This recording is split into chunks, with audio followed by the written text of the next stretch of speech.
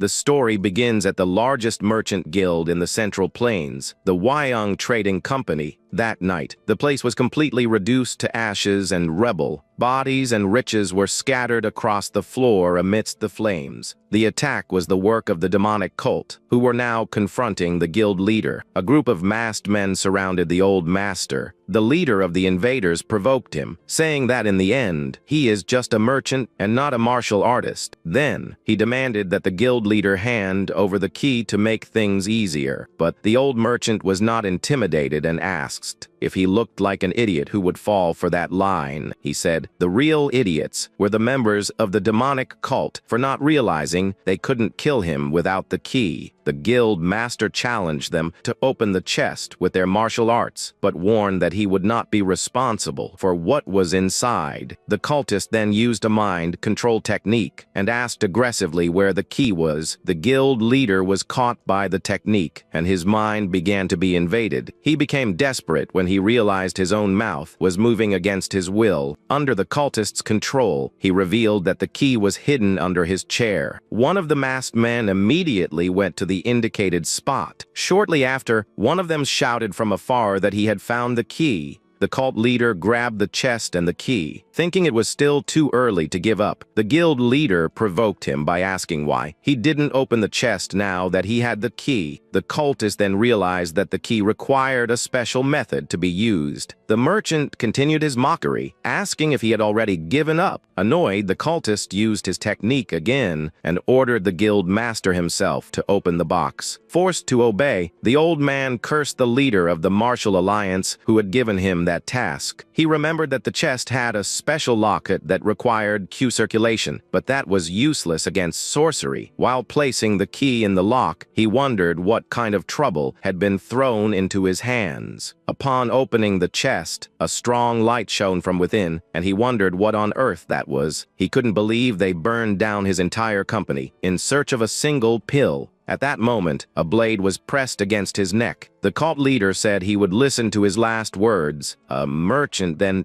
desperately asked how much it would cost for them to let him live, but the cultist replied that his followers did not covet riches and asked if he was done talking. The guild leader thanked him for helping him decide. Leaving the masked man confused, he said he couldn't be the only one to suffer and die there, and he quickly swallowed the pill. He shouted that his way of business was to repay all favors and grudges as blue energy exploded from him. The cultist was startled by the old man's unexpected reaction, but in an instant, the merchant's head was severed and flew through the air. His consciousness faded as his body fell into an abyss of light. Suddenly, he woke up screaming in a totally different place. In a panic, he grabbed his neck, wondering if his head was still attached. Sitting on the bed, he was confused because he was sure his neck had been cut. Someone called to him, and he turned around, frightened. An older man scolded him, asking how someone who entered the Taoist gate could be so lazy. The man was shocked when he looked at that person's face. He recognized him as Elder Chiang Ion of the Wudang sect. The elder confirmed it was him and hit him with a staff, calling him a brat. Completely lost, he wondered what was happening. He remembered that more than 30 years had passed since he was a disciple of the Wudang sect. He was expelled, but he still remembered Chiang Ion as his master and didn't understand why he looked the same as before. And as if the situation weren't strange enough, something else appeared. A pile of bamboo strips floated in front of him, showing a list of talents and prices. Although it looked like an ordinary bamboo strip, it was simply floating in the air. As the master left, Huiyang realized that the mysterious floating list was visible only to him. He concluded that that bamboo strip must be the only clue to understanding what was happening. He analyzed the list and saw that he could buy talents with notes and prices, and he wondered if money really worked. The items and prices were absurd, with things like the legendary celestial eye or a martial bone for 300 taels. However, he found a fast movement ability that cost only 3 copper coins with a beginner's discount. Why? Yunan called his master and said he had a question. With an innocent look, he asked the elder to lend him just 3 copper coins. The request left the master visibly annoyed, and the elder's response was to throw Ofwei Young out of the room. He landed outside in the sect flutes training courtyard. Even after the scolding,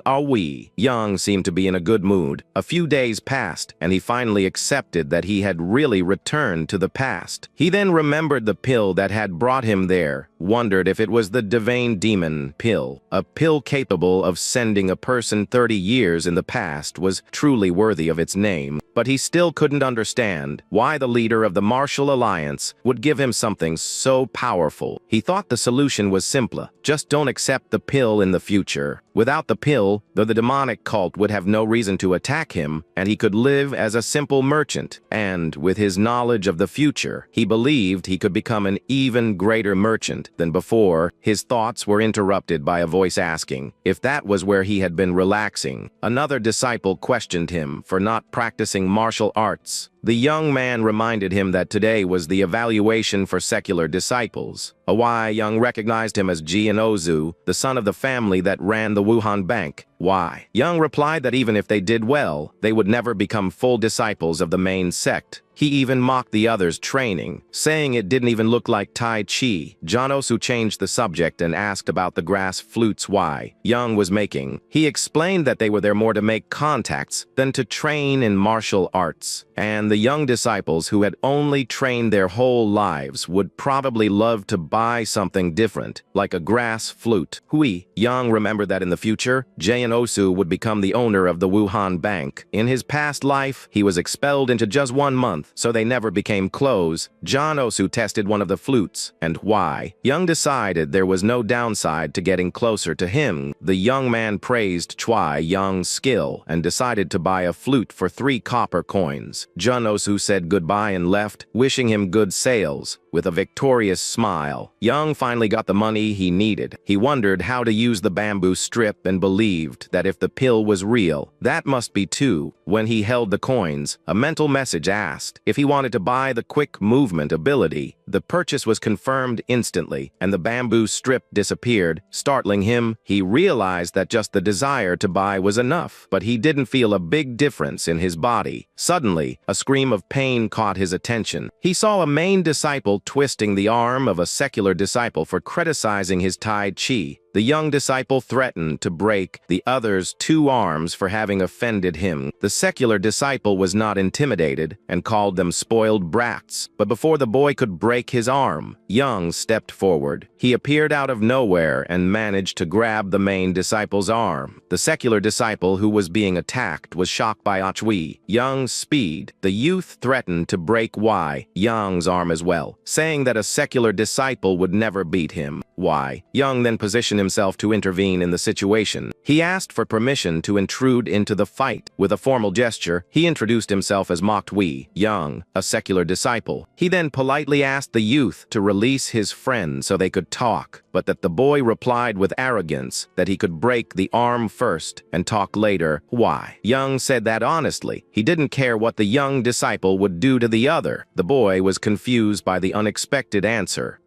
Young then changed the subject with a mischievous smile, saying he had a very good product to show. Sometime later, the commotion had already dissipated. Young moved away from the training courtyard. Suddenly, he heard someone approaching and wondered who it could be. He walked away from the training courtyard toward a more isolated area of the mountain. Young sat down to continue his business of selling grass flutes. He tried to play the flute, but admitted that it was difficult to play as well as Jian Ozu. Even so, he believed it would be good enough to attract the young disciples passing by. A boy named Myeonjeong approached and asked if they could try the flute.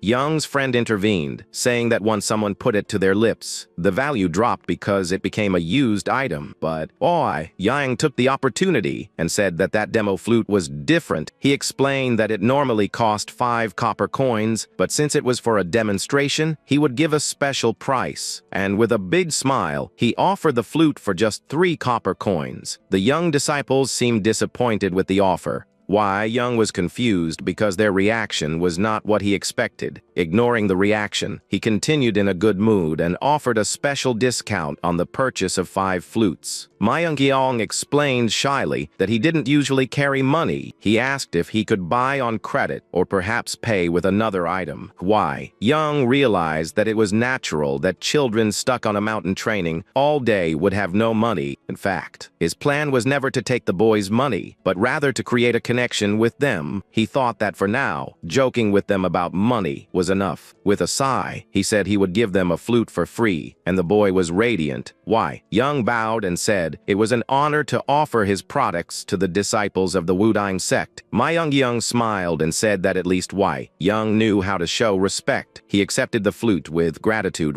Young remembered that in his past life, that boy became a famous Wudang master. He remembered that the boy's nickname was the Invincible Sword of Taiji, and that he would become a great master. Why? Young thought that being known by someone like him was definitely a profitable deal. Suddenly, a sword was pointed at his neck. A voice questioned him, asking who he was. The man accused him of tempting the sect's disciples with his cheap products. Hui Young realized by his robes that he was of the same generation as Chiang Ian. He concluded that that must be the boy's master, and thought that martial artists always tried to intimidate with strength. He noticed that even the children next to the master were scared for no reason. Why? Young was annoyed by the master's attitude, wondering why warriors treated everything non-martial as something vulgar. In a low voice, he grumbled if it was so wrong to appreciate a little music. The master stared at him coldly and asked what he had just said. Why? Young quoted an old saying that what wavers is the eye. He continued, saying that the hand that pulls the bowstring in the heart that doubts the target also waver, and he concluded his reasoning by stating that the target is always at the same distance. He questioned the master if calling that temptation wouldn't be an exaggeration since he knew the truth. The master remained silent for a moment, and the flute fell to the ground. Why Young turned to leave, but the master called him impudent. An aura of blue energy exploded from the master's body, enveloping him completely. He asked if he should consider Why Young's words an insult to the rules of Wudang. Young was nervous, thinking that using internal energy was a bit unfair. He calmed himself, thinking that however reckless Wudang might be, they wouldn't kill someone over something so small. Faced with the pressure, he decided to respond in kind. He shouted that if the wind blows, a tree cannot stand still in its path, but only move forward, and all the tree can do is pray not to break. The master exploded in laughter and praised Young's courage. He was impressed that Young had managed to stay calm, even under the pressure of his aura. The master then decided to buy all 15 flutes for 75 copper coins. He asked about the discount Young had offered, and the young man replied that the special discount was only for minors. Young smiled and said that a revered master of Wudang would certainly not insist on paying the children's price. The master called him a ridiculous brat and handed him a paper. It was a note for 100 copper coins, and he told Young to keep the change as payment for intimidating him while the children played their flutes. The master asked Young's name. Young then asked for the master's house name, and the master was surprised that he didn't know it. The master introduced himself as Chiangwa.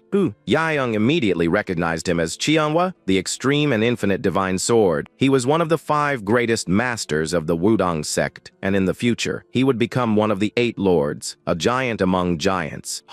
Young was shocked for having spoken that way to such an amazing person. With a nervous smile, he bowed and said it was an honor to meet the famous master. Chiangwa asked if he now understood who he had been speaking to, and Young agreed respectfully, but in his thoughts, he stated that just as Wudang had its path, a merchant also had his. Chiangwa smiled and called him a cheeky brat. He said that Young really didn't back down a single step and left with his disciples. Young sighed, relieved to have managed to get away with it. His friend praised him for the courage to speak that way to Master Chiangwa.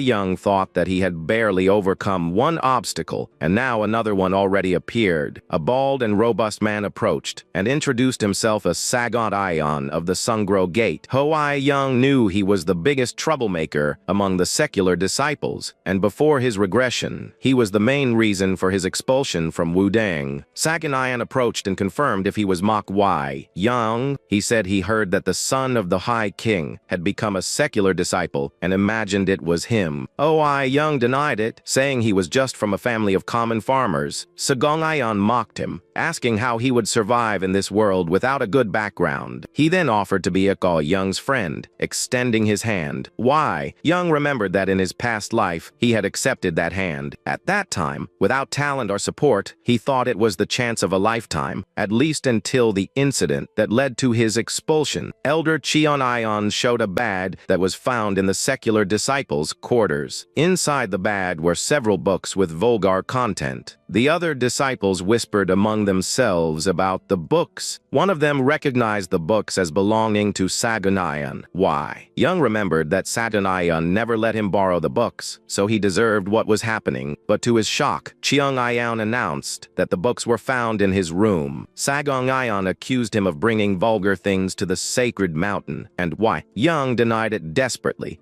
The elder did not accept excuses, and with a furious shout, Cheongayan expelled him from Wuding. Why? Yang remembered his anger upon realizing that he had been tricked and blamed for something he didn't do. At that time, he was struggling to survive, so revenge was out of the question. Back in the present, Young stared at Saganayan with anger. Sagayan provoked him, saying that he thought he was the king of the place just by learning a little martial arts. Young's friend intervened and defended him, irritated by Saganayan's arrogance. Why? Young then shouted for his friend to grow up and called him a bald punk. He stepped forward, determined not to repeat the same mistake. Sagayan smiled and said he thought he only talked a good game, but in reality, he was just a madman without brakes. Young smiled and said that at this rate, someone would end up getting punched. He challenged him, asking if they should fight with everything and get expelled together. Saganayan was silent for a moment, surprised by Young's audacity. He turned and said with a threatening look that he would be watching him. Why? Young thought it was a pity, as he wouldn't mind fighting and getting expelled. He remembered that in his past life, this happened a month later, but now he needed to get out of there to use his knowledge. He decided he would have to pull something off. During the disciples' evaluation, Janosu called him worried. He asked what was wrong with Young and what he would do if he had to face Saganayan in the fights.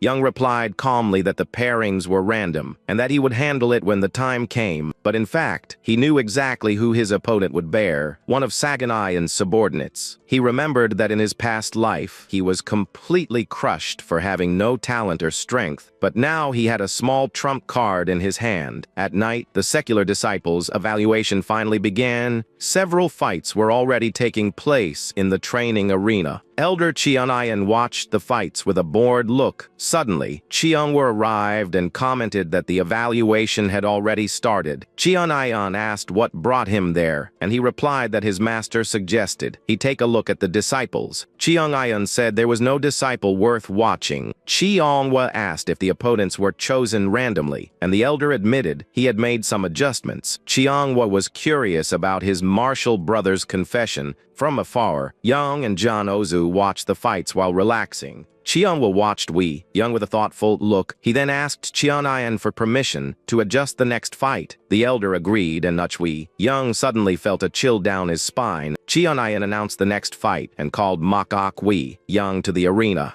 Young said a goodbye to his friend and said he would be back soon. He entered the arena and awaited the announcement of his opponent. To his surprise, his opponent was Saganayan himself.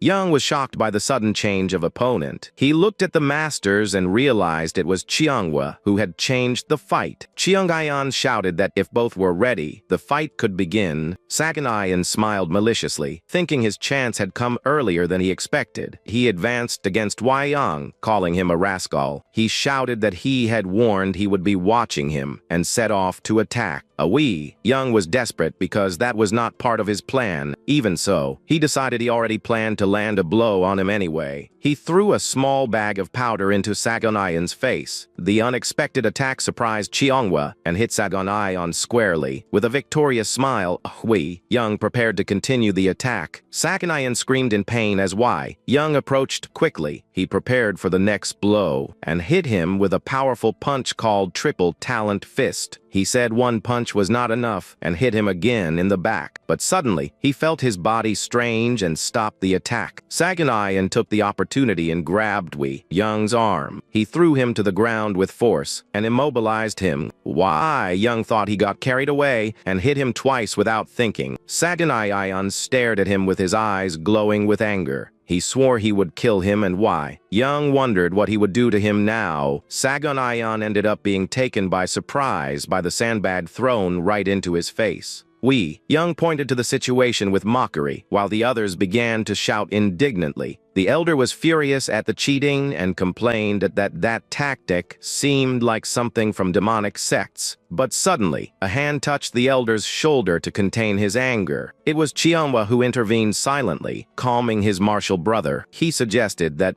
they just keep watching the fight for a little longer. The master realized that the young man had some plan in mind by acting that way. Meanwhile, Saganayan became totally enraged and advanced, delivering a powerful kick, but Young demonstrated impressive agility and dodged the blow at the last second. He landed on the ground crouching as he prepared to counterattack the adversary. Realizing the opening, the protagonist advanced with all speed to strike the rival. He landed a precise punch on Saganayan's chin with extreme precision. Young looked at his own fists, feeling a strange and new sensation. He realized that the Triple Talent Fist was flowing with perfect ease from his body. All thanks to the quick movement ability he bought for just 3 coppers, but the injured rival screamed in pain and fury, heading for a desperate attack. Young dodged again, surprised that a single ability had changed the combat so much. He connected one more devastating blow, right in the middle of his opponent's face. Saganayan was left completely stunned by the direct impact and lost his posture. Young smiled, excited to realize how appealing the power he had just acquired was. He decided he needed to get out of there as soon as possible to start making a lot of money, but his flow of thoughts was interrupted when he heard a dark threat. Saganayan wiped his bleeding mouth and swore darkly that he would kill him.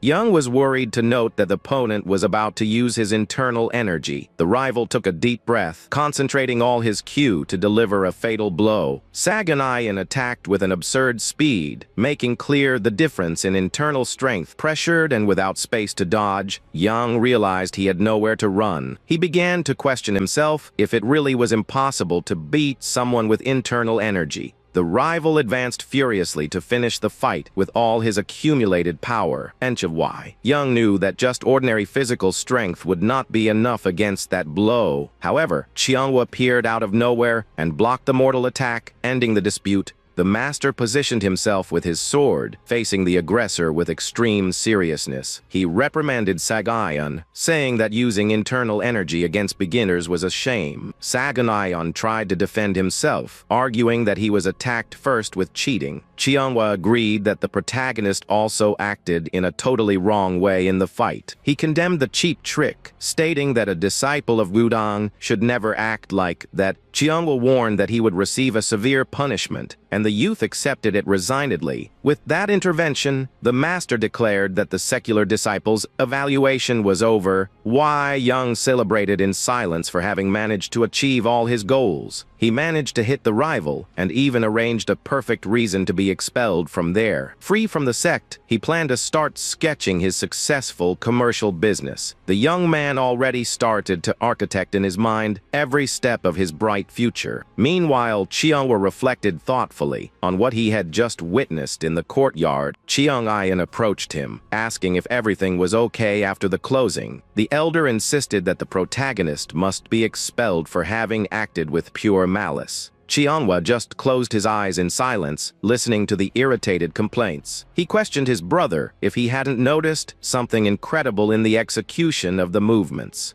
He recalled that the boy acted with absurd precision without having trained other arts. Even with so little learning time, his movement proved impeccable. That could only mean that youth possessed a monstrous natural talent. Elder Cheong Ion insisted that the rules of Wudang are rigid and that the culprit needs to be punished. He then turned to his older brother, asking what punishment they should apply. Cheong was thoughtful with a light smile, imagining the best punishment for the boy. The elder announced in a loud voice that Mokwai Young would temporarily serve in the treasure pavilion. He told the youth to be extremely grateful for that friendly decision by Master Xianghua. Upon leaving, the elder wondered why they didn't decide to expel the youth for good. Hawaii. Young was completely paralyzed upon realizing that his plans to be expelled had failed. He panicked, wondering why things had changed so much in relation to his past. The unexpected change completely ruined the strategy that the protagonist had plotted.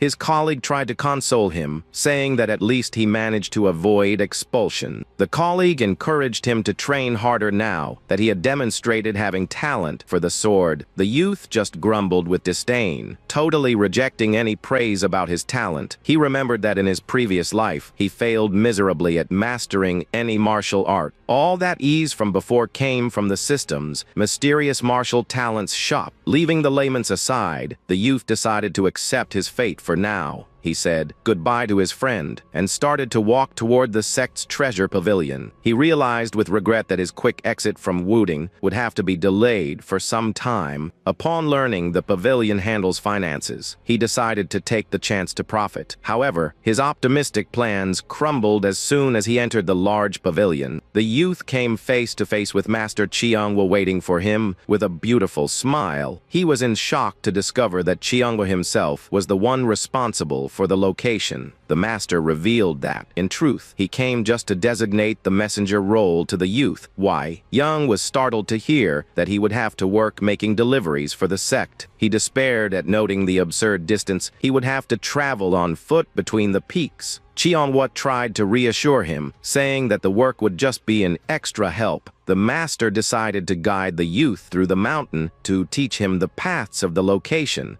He turned backward to ensure that the youth was following him closely. Why? Young realized with despair that his situation there had become completely terrible. Later, night fell over the Wuding Mountain, bringing absolute silence. Hawaii. Young analyzed the dangerous paths he would need to cross from the following day. He decided he would not risk his precious second life by falling off some cliff. The protagonist started to walk silently with light steps in the middle of the darkness. He slipped out of his quarters to set his new plan in motion quickly. Why? Young ran with all his strength, realizing that fleeing in the middle of the night was his only way out. The full moon illuminated the sect's large main gate while he tried to escape, but suddenly he hesitated for an instant, evaluating the darkness of the path ahead. He was surprised by the total pitch blackness when distancing himself from the illuminated limits of the sect. The youth regretted not being able to buy the night vision ability using bank notes. Without viable alternatives, he decided to light a torch to illuminate his path. He raised the torch firmly, determined to advance even if it was an evident risk. The youth went down the stairs, knowing that the light would make him an easy target for the guards. He tried to convince himself that the mountain was too big for anyone to find him, but his hopes lasted little. When he spotted shadows emerging from the dark, two figures from the sect appeared before him, blocking the passage instantly. Under the aim of a sword, he invented quickly that he was just a herb harvester. He lied, saying that he ended up falling asleep during work and woke up late.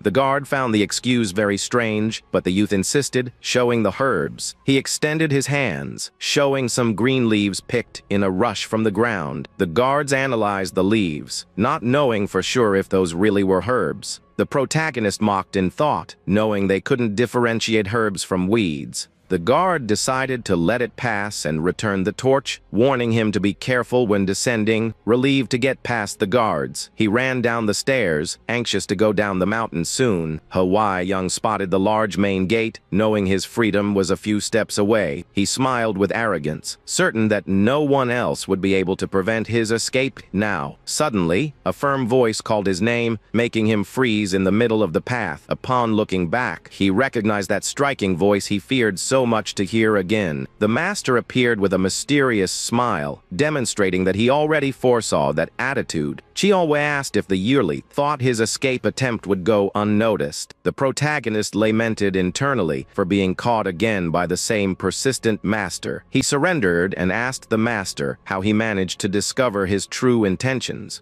Chionwa smiled lightly and questioned if the youth doubted the perception of a trained warrior. The master explained that facial expressions and muscles never lie about what we feel. Knowing he was caught, the youth asked directly what the master intended to do with him. Before taking any action, the master stated he wanted to hear a sincere answer. He questioned the reason for wanting to leave Wudin. When thousands dream of entering the sect, Huaiyang lied, saying he preferred to leave because he knew he didn't have the necessary talent. The master countered the argument firmly, pointing out that the youth didn't even try for real. The protagonist insisted on the lie of being a lost case in the hope of being released. Chionwa said he saw through that lie because the youth's talent was truly incredible. He asked for sincerity and promised to keep the real reason for his departure a secret. Without being able to speak about the talent system, the youth decided to invent another explanation. He stated in an audacious tone that the Wudang sect was simply too small for him. He decided to speak his mind without fear, thinking that now he would certainly be sent away.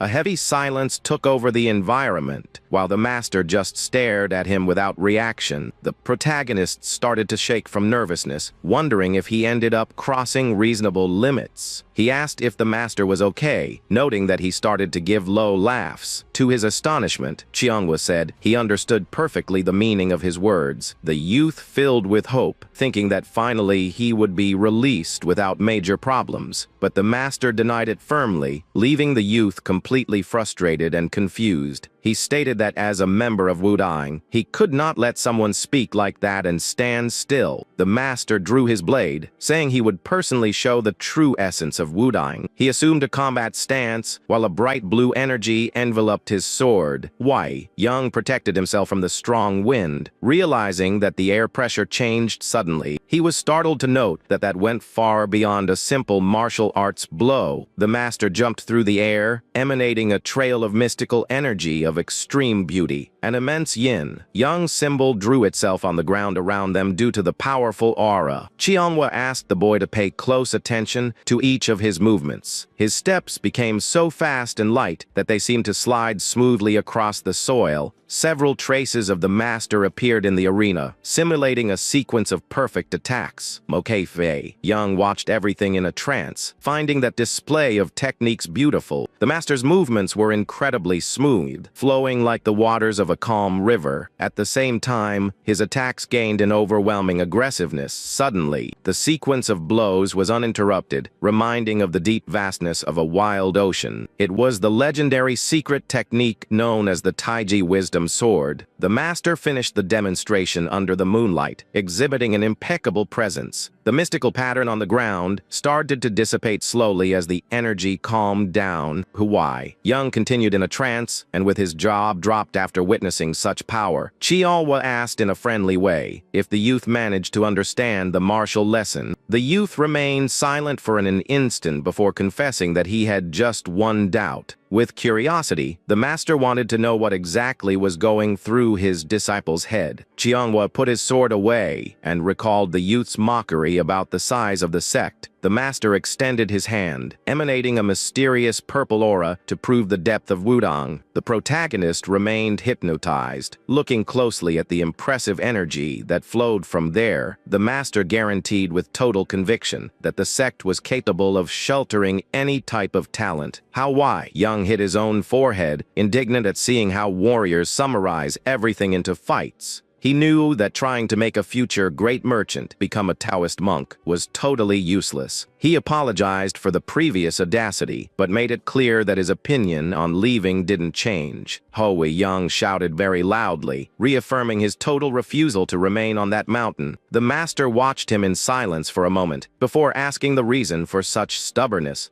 The youth replied that it was just a wish of his and asked what the master intended to do. He challenged, saying that the decision was his while the master just listened calmly. Chioma said the youth really had no idea of the dimension of his own talent. He compared the youth's escape to a child jumping into a well without anyone trying to intervene. The master's determined look made it clear that he did not intend to let the youth ruin himself. Manhwa decreed authoritatively that he was forbidden from leaving the sect without his order. He reminded that the youth's parents would certainly support his stay under the master's guard. Why? Young shouted in despair, not understanding why the master made such a point of holding him. He claimed furiously that he was just a simple son of a farmer without great aspirations. The youth pointed out that Wudang already had everything it needed and did not need someone like him. He clamored for a logical answer, while the master's silence left him tense. A corner smile appeared on the master's face before his final revelation. Manhwa replied with total mockery, saying that there was simply no specific reason. The next day, after the shameful failure of his escape, the youth woke up at his new post. He discovered that he had been promoted temporarily to the role of internal disciple of Wudang.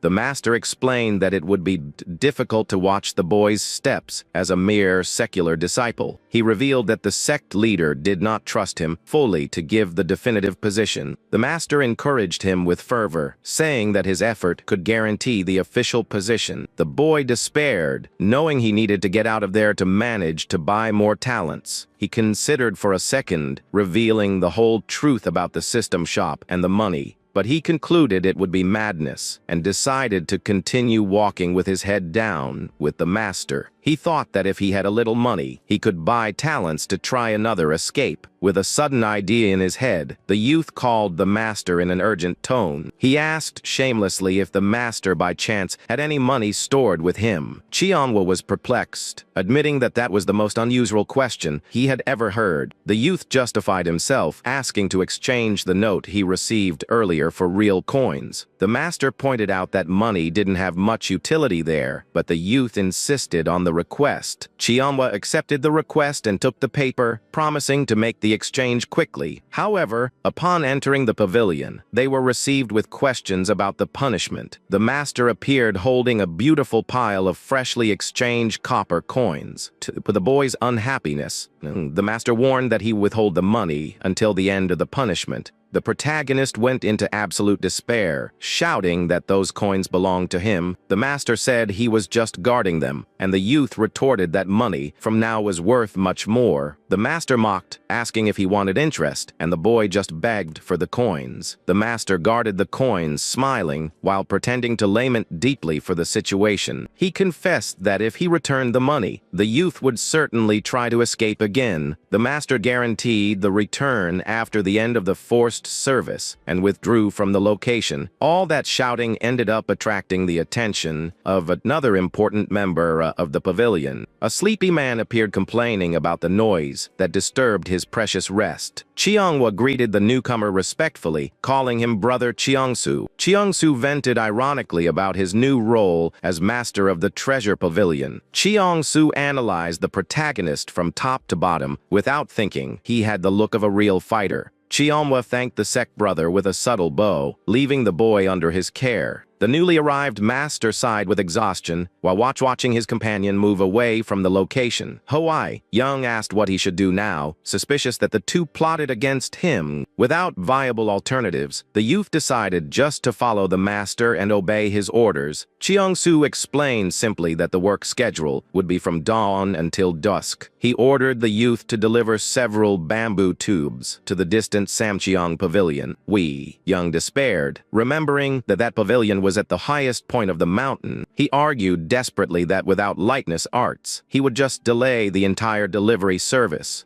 Protagonist realized the real problem was still to be revealed by the master. He was completely horrified to see the colossal size of the bag he needed to carry. The boy threw himself on the ground, throwing a tantrum and shouting that he would certainly die falling off a cliff. The master threatened him coldly, saying he would be expelled for neglecting his obligations. He reminded that the youth now had official obligations for being an internal disciple. He warned severely that the expulsion of an internal disciple required the destruction of the Danshin. Why? Young shook with dread, knowing that having his Danshin destroyed would leave him crippled forever. Chiangsu withdrew, ordering him to present himself in his room. As soon as he finished the task, the boy punched the ground, cursing the trap set by Master Chiangwa. Without a choice, the youth started to organize the heavy bamboo tubes inside the large bag. He put the immense load on his back, complaining bitterly about his terrible luck. He grabbed the sharp rocks with force while starting his steep climb. The youth cursed the crazy masters of Wudang while climbing with pure fury. With much effort, his hand finally reached the top of the cliff's stone edge. He dragged himself up, completely exhausted, and with his clothes dirty with dust. The youth collapsed on his back on the ground, gasping and feeling he would die of exhaustion. He tried to console himself, appreciating the beautiful view from up there, while another monk approached. The monk received him with impatience, complaining about his enormous delay to deliver the letters. He warned coldly that the youth would not be able to rest until he finished all the deliveries. The youth remained thrown on the ground, processing the size of the suffering that still awaited him. He faked a serene smile to hide the immense desire to commit something crazy. From the top of the cliff, he cursed the entire sect under the beautiful sunset light. The following morning, Chiangsu walked calmly through the pavilion, ready to start the day. The master looked to the side, noting that someone was approaching him in the hallway. Chiangwa appeared with a smile on his face, wanting to know how the boy's performance was. Chiangsu stared at him with disdain, reminding him that it was the companion himself who gave the evil idea. He complained that the sect brother possessed extremely cruel hobbies with the newcomers. The climb of that cliff required the essence of the lightness, art of blue cloud steps. Anyone who tried to climb without mastering that technique ended up slipping and falling. It was an incredibly dangerous location, where it was difficult to climb successfully just once. Chiangwa laughed and said that who forced the youth to climb in the middle of the night was the brother himself. Chiangsu pondered that even a genius wouldn't manage to perform that climb in the darkness. He stated that that type of severe ordeal rarely brought any positive result. Chiangsu went to verify the deliveries and told the companion to see the situation with his own eyes. Chiang was spied inside the workroom with quite some curiosity in his look. He suddenly noted something strange and called for the master with a suspicious tone. Chiangsu closed his eyes, knowing exactly what the companion just noted with surprise. He replied calmly, saying that in truth, everything was going well, even too well. They watched the youth sleeping deeply after having delivered all the packages. The youth managed to conclude with success all the deliveries in a single night. For that, he needed to go up and down that mortal cliff at least 3 times in a row. The master admitted, surprised, that he had never seen anyone master the blue cloud steps on the first day. To perform that feat, the protagonist's hands became completely wounded and calloused. Wei Young needed to use all his willpower and extreme determination to persist. Chiangsu thought the youth proved that there always exists a prodigy beyond common expectations. He reflected that if the boy had started 10 years earlier, he would be a pillar of the martial world. The master was brought back to reality when the youth called him in a tired and sleepy tone. Wei Young finally woke up from his deep sleep. Facing the master with a tired look, Chiangsu decided secretly that it was time to pressure the boy with even harder training. The youth noted the strange mood in the room and started to stretch to shake off the laziness. He complained loudly, remembering how he thought he would die on the climb of the previous day. He knew that the success on the climb was only possible thanks to his system Talent Shop. The master provoked him, asking if he was already exhausted from such a simple job. Chiangsu ordered bluntly that he get up soon and stop wasting time with laziness. He tried to return the blanket, but the master refused with disgust for it being full of saliva. Chiangsu said to do whatever he wanted with the blanket, and the youth decided to stay with the item. The master watched the youth guard his belongings with a serious and focused expression. He ordered the youth to collect the new letters from the office to follow him immediately. Chiangsu warned that the two needed to go to a specific location outside the pavilion. The two started to walk side by side toward the mysterious destination down the mountain. Wei Young accompanied him in silence, trying to guess where the master was taking him. The youth noted they were on the Sancheong route and wondered if he would just make new deliveries. Suddenly, the master threw a piece of cloth straight at the boy's face. Upon holding the fabric, he recognized it as the strip used to blindfold eyes during training. The master ordered without beating around the bush that he use the strip to cover his vision completely. To Young's horror, he received the order to climb that mortal cliff again. Pissed off with the absurd request, the youth threw the strip on the ground in a sign of pure revolt. He shouted, irritated, complaining that managing to climb at night didn't mean being able to do it blindfolded. The boy refused categorically to fulfill what he called a ridiculous and senseless order. The master threatened to destroy his dantian, which made the youth put on the blindfold in a rush. Completely blindfolded and tense, the youth faced the immense stone wall without knowing how to start. He extended his trembling hands, feeling the cold rock in search of some point of support. He cursed internally, thinking that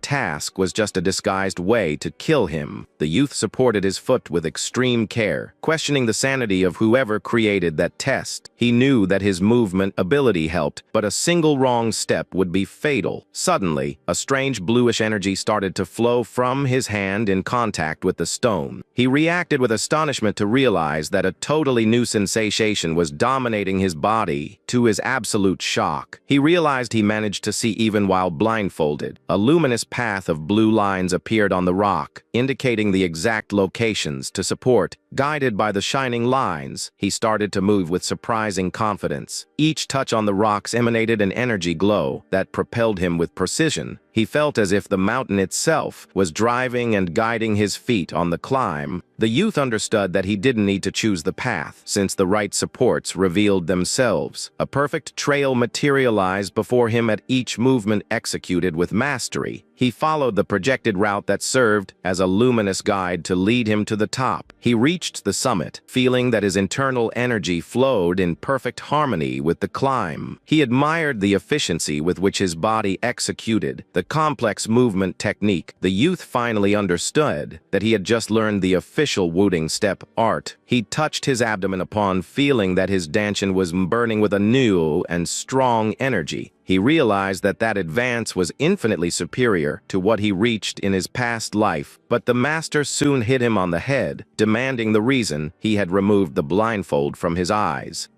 Young rubbed his painful head, complaining about the master having thrown the book with such force. The youth looked at the manual in his hands, realizing it was an advanced technique guide. Chiang-su said directly that was the step technique manual that he had just learned. Master pointed out that reading the book and understanding the theory would bring a totally different result to the youth. Young held the book, feeling a deep strangeness with everything he was experiencing. He recalled that in his old life, he only learned cheap techniques from second-rate sects. At that time, without any type of talent, he never managed to master a single real fighting style. But now, in his new chance to live, he learned one of the advanced techniques of the 9 great sects. He started to laugh softly and happily, leaving the master irritated with his bizarre behavior. The youth returned to paying attention when the master said that was just a small glimpse.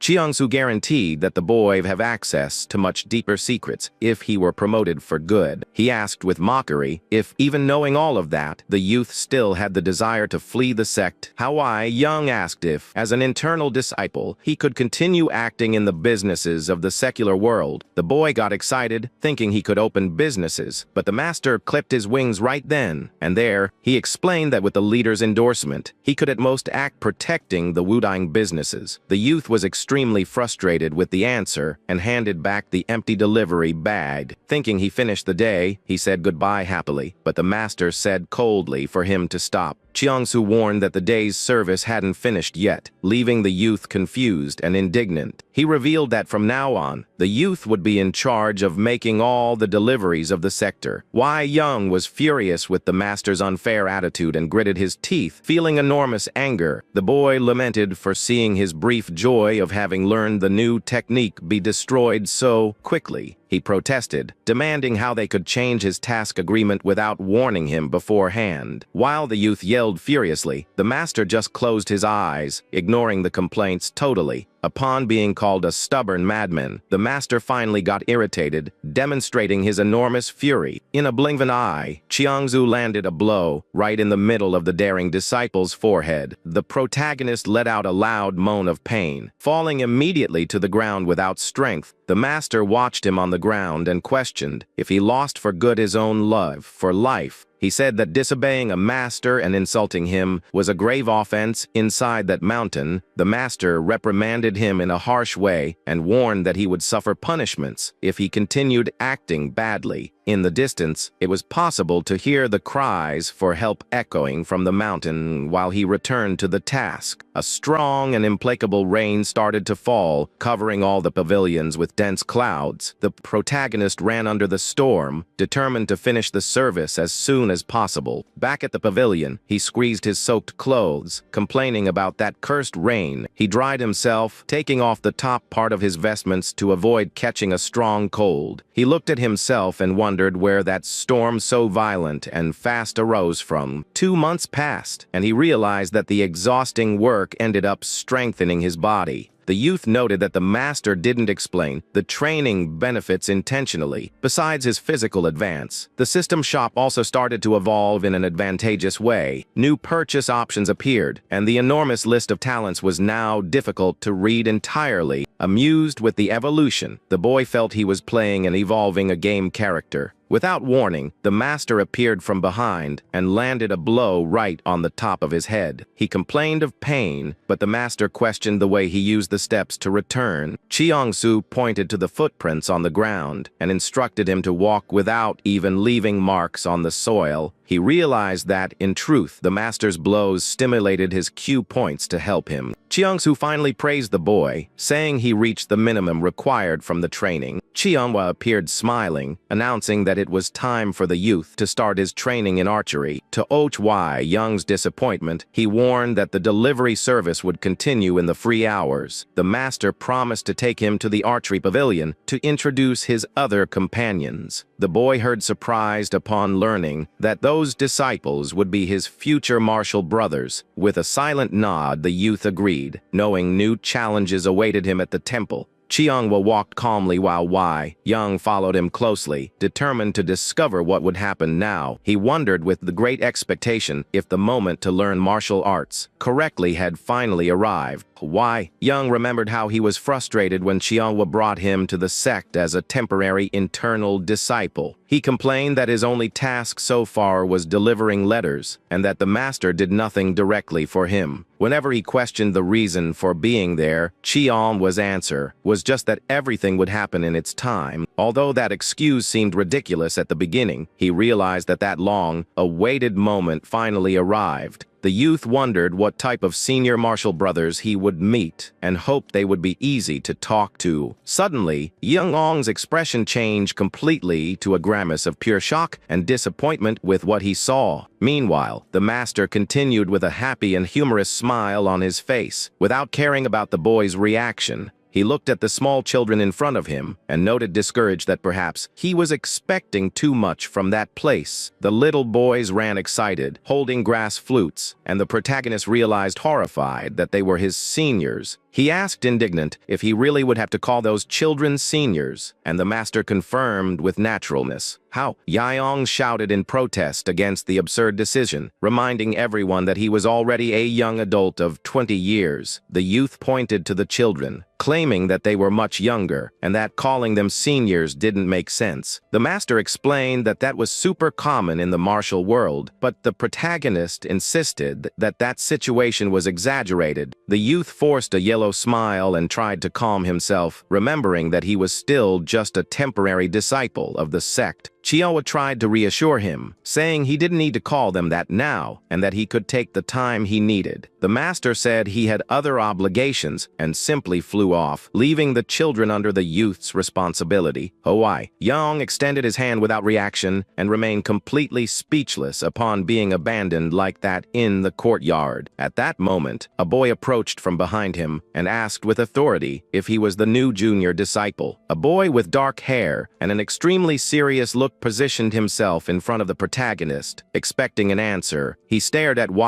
Young with an unfriendly expression and demanded in a curt way that the youth answer the question. The youth replied that yes, and noted by the others' silence that grumpy boy must be the oldest senior there. The little boy scolded him for speaking that way, and the protagonist quickly got tired of all that premature arrogance. The boy introduced himself as Myongzong, and the protagonist realized he was a little proud and proper warrior. Myongzong said in a curt way that the youth seemed determined to mess him up the entire internal order of the Wudong sect. He complained that Yan's grass flutes were taking the focus of the younger ones, who should just be training. Hallway. Young listened with attention to the little boy's dramatic complaints while observing him closely with a doubtful look. The protagonist showed one of the flutes and asked with irony if all that scolding was because of a simple toy. Upon noting the desire glow in the boy's eyes, he realized that Myongzong in truth wanted a grass flute very much. Amused with the discovery, the youth decided to provoke the little senior a bit and prepared to play the toy. The silence of the courtyard was broken, shrill and high the sound of the instrument that started to echo through the location. Young played the grass flute in a clumsy way under the attentive and curious look of all his small companions. The shrill noise of the toy continued echoing through the courtyard, while some leaves flew with the mountain breeze. The children started to applaud, excited the boy's performance. While he finished his small musical presentation, he told Myongzong that as senior of the group, it was of extreme importance that he set a good example for the younger ones. The youth suggested that if the senior used the toy only during breaks, the younger ones would certainly follow his conduct. With a friendly gesture, Young offered the flute as a gift and asked him to keep the younger boys in line. Myongzong extended his hand hesitantly and accepted the gift from the junior youth with some shyness. The little boy pretended he was just accepting out of politeness, while the younger ones commented about him being tense lately. Suddenly, a loud and arrogant voice interrupted the group, complaining about the annoying noise they were making there. Everyone turned quickly and spotted a group of older disciples approaching with intimidating expressions. Myongzong closed his face and asked with a tone of discontent what they thought they were doing at that location. The leader of the newcomers was the intimidator Myonghan, who appeared with arms crossed with an imposing and robust posture.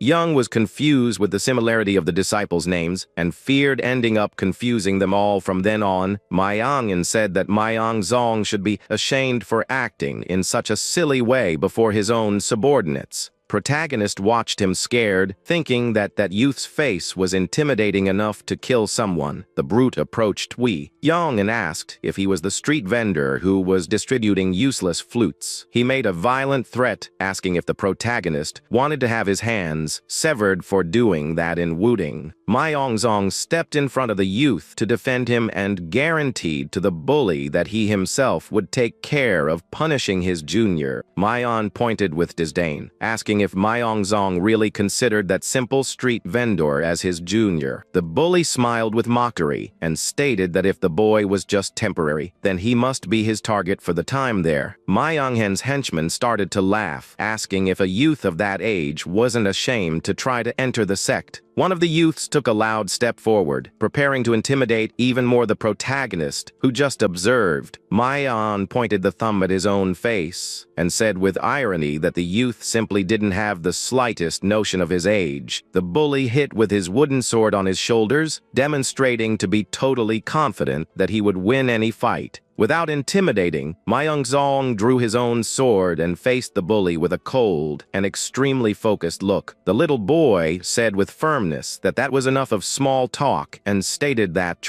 Young was now his true disciple. Mayan got irritated with the younger one's tone and asked if he really preferred to resolve that entire situation in the worst way. The protagonist watched the younger one's discussion with an exhausted expression, without understanding how he got involved in that trouble. Young looked at the group gathered in the courtyard and wondered with frustration what on earth he was doing in that place. One of the little seniors approached Young and whispered that those bullies were disciples of Elder Chiangyu. The little boy explained that their masters didn't get along, and that because of that, the disciples lived fighting for any reason. Mayangan shouted for Mayangzong to get out of the way, saying he needed to punish the new junior for disturbing the sect's peace. But Mayangzong refused categorically, insisting that he himself would take care of the discipline of his new and precious disciple. Mayangan advanced with fury, questioning who he thought he was to stand between his duty of punishing the insolent newcomer. Mayangzong positioned himself and said with coldness that if he wanted so much to know the answer, he would have to discover it through the sword. Brute smiled at the corner, finding funny the audacity of the younger one, who dared to challenge him directly with the sword. The two clashed violently in the middle of the courtyard, with Mayan shouting that was exactly what he wanted. The little junior who talked with Young revealed excited that senior Mayangzong already won most of their fights. The boy celebrated confident in the victory, while the protagonist thought that not even mortal enemies would fight so frequently. While observing the duel, Young realized that for having learned martial arts, he now managed to see everything with clarity. The protagonist noted with surprise that unlike his previous life, he managed to follow each detail of the combat. He analyzed closely the footwork of the two fighters and realized that the movements were based on the blue cloud steps. With that knowledge, he managed to predict which would be the next attack of each one, and who would win the dispute. The two dealt powerful blows at the same time in a clash that, according to the youth's prediction, would define the winner. Mayan was thrown far and fell on his back on the ground after being hit by a fast and extremely precise blow. Mayangzong pointed his wooden sword at the fallen opponent, who breathed with extreme difficulty after the impact. Tired, the boy ordered the defeated adversary to get out of his front, declaring his absolute victory in that clash. Suddenly, another disciple of the rival group approached, saying that the senior was a little too curt with the defeated one. The youth called Mayang and positioned himself in an imposing way. Facing Mayangzong with a quite provocative look, he challenged the younger one, asking if he couldn't also teach him a practical lesson of martial arts. Right after, Mayangzong accepted the new challenge promptly and prepared his sword with a fast and threatening spin under everyone's eyes. The little senior stated with determination that he would do that with all the pleasure, preparing himself to start the next duel. Young watched everything, resting his face on his hand, thinking that little boy really lived in a very intense way. The protagonist knew that Mayangzong must already be exhausted and wondered where he managed to pull so much willpower from. Mayang advanced with extreme speed, dealing a powerful blow from top to bottom against the small adversary. Mayangzong's wooden sword was thrown far and fell to the ground, marking the first defeat of the protagonist's group. Mayang pointed his weapon directly at the neck of the little senior, who accepted the defeat with a frustrated look. The winner smiled in a proud way, while another little senior made himself available to continue the sequence of combats. Mayangzong drew his wooden sword and entered the arena, challenging the rival to the next round of that dispute. The little boy provoked him, asking if he planned to run, right after beating Mayangzong, who was already totally exhausted. Mayangzong smiled at the corner and told him to stop talking nonsense and come soon to the combat without losing another second. The two little warriors clashed their swords with extreme violence in an incredibly disputed start of duel. Sitting at the corner of the courtyard, Young realized bored that the two groups started a classic survival dispute. The protagonist noted that although Mayangzong managed to win some rivals, the rest of his group was still very weak. He knew that apart from the two most experienced on his side, the rest of his seniors were just defenseless little children.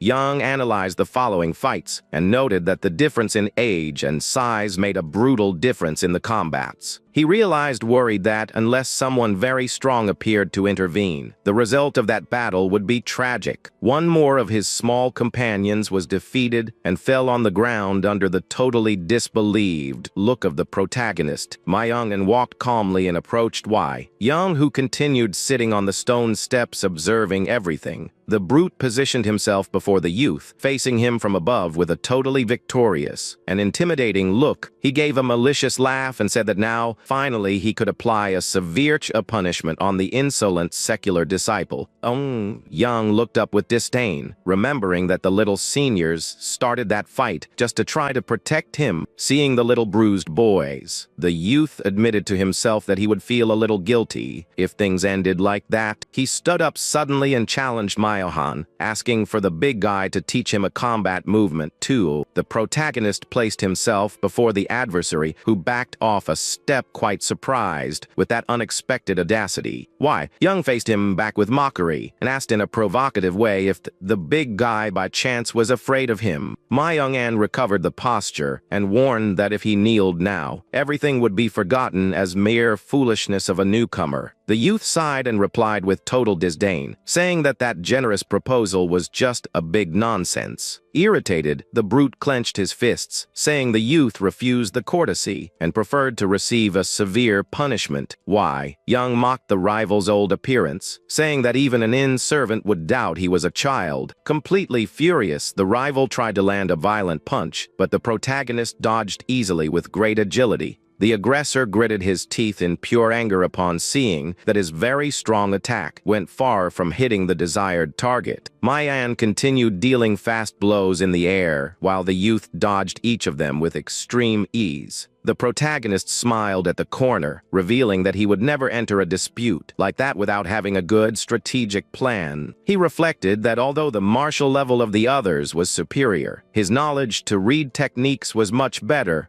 The youth thought that differential existed because he spent much more time of his life watching diverse combats. He lowered himself quickly, escaping one more punch, and remembered that all the rival's attacks used the blue cloud steps. Since he mastered perfect that same movement technique, he managed to see with clarity each of the opponent's blows. Mayan let out a grunt of frustration upon realizing that he didn't manage to even touch the agile opponent's clothes. The brute stopped the attack for an instant and looked around completely confused with the turn the fight was taking. He realized that Wei Young's punch didn't hit him for real and that the youth himself ended up falling in a clumsy way. Protagonist supported his hands on the ground, trembling from exhaustion, while the rival watched him from afar without understanding anything. Wei Young looked at his own red and painful fist, realizing scared that he calculated very badly his resistance. The opponent set off to attack again, while the youth recognized that reading the rival's movement still wasn't enough. He tried to defend himself from the heavy blows, realizing that just dodging wouldn't guarantee his survival for much longer. He remembered that the others trained their physique for years, while he was just an ordinary man who barely managed to dodge. The protagonist knew that the rival's stamina was much bigger, and that if he was hit squarely a single time, he would be finished. Faced with the dangerous and dead-end situation, he realized he needed to take a drastic decision to end the combat. The two faced each other with extreme seriousness, concentrating all their attention for the next and decisive movement. Wei Young jumped toward the opponent, wondering mentally if he really should risk everything in a bet. The youth closed his eyes and prepared his fist, approaching dangerously to the devastating attack coming in his direction. Myonen's heavy fist passed grazing the protagonist's face, raising a strong wind gust in the arena. The rival widened his eyes confused, because he was sure that the two would end up hitting each other mutually at that moment. He wondered why the youth decided to dodge in such a risky way, while he watched the youth fly backward in the courtyard. Wei Young was thrown far, spitting a bit of saliva and making a dramatic expression of someone who was knocked out. The little seniors watched the scene completely shocked and worried about the terrible state of the new companion. The protagonist fell with a thundering impact on the stone ground, raising a big dust cloud around the courtyard. He remained stretched motionless face down on the soil, while the opponent watched him from afar, trying to understand what happened. My young man looked scared at his own hands and realized confused that his final blow didn't even manage to touch the boy. A Wudang disciple falls hard onto the courtyard ground, leaving the other boy completely speechless at the scene. The attacker looks at his own hands, completely confused and unable to believe his strike missed. Soon, he lets out an indignant yell, questioning what that rookie thinks he is doing. Two sect disciples quickly appear in the courtyard and observe the state the boy is in. The man leading their arrival, with a furious expression, repeats the question about the boy's behavior. The disciple on the ground tries to explain himself, stuttering under the pressure of the seniors glaring at him. At that moment, a man's hand suddenly rests on the boy's head. He realizes the master has just arrived at the scene, interrupting the confrontation with his imposing presence. The master mentions that, upon hearing the commotion, he rushed over to see what was going on. Meanwhile, the other boy is helped up, supported by a peer who shows concern for him. The young man who was hit lets out a heavy sigh, looking dazed by the incident as he is held up. The master, staying calm, observes the situation and concludes that it was nothing more than a little scuffle between children. Annoyed by the master's definition, the boy who took the hit reacts, asking if that could really be called a scuffle. He points to his own bruised nose, arguing that it is unfair for a martial artist to strike someone without training. The senior, with an icy glare, ignores the complaint and coldly orders him to apologize. The command is clear and direct, demanding that the apology happen immediately in front of everyone.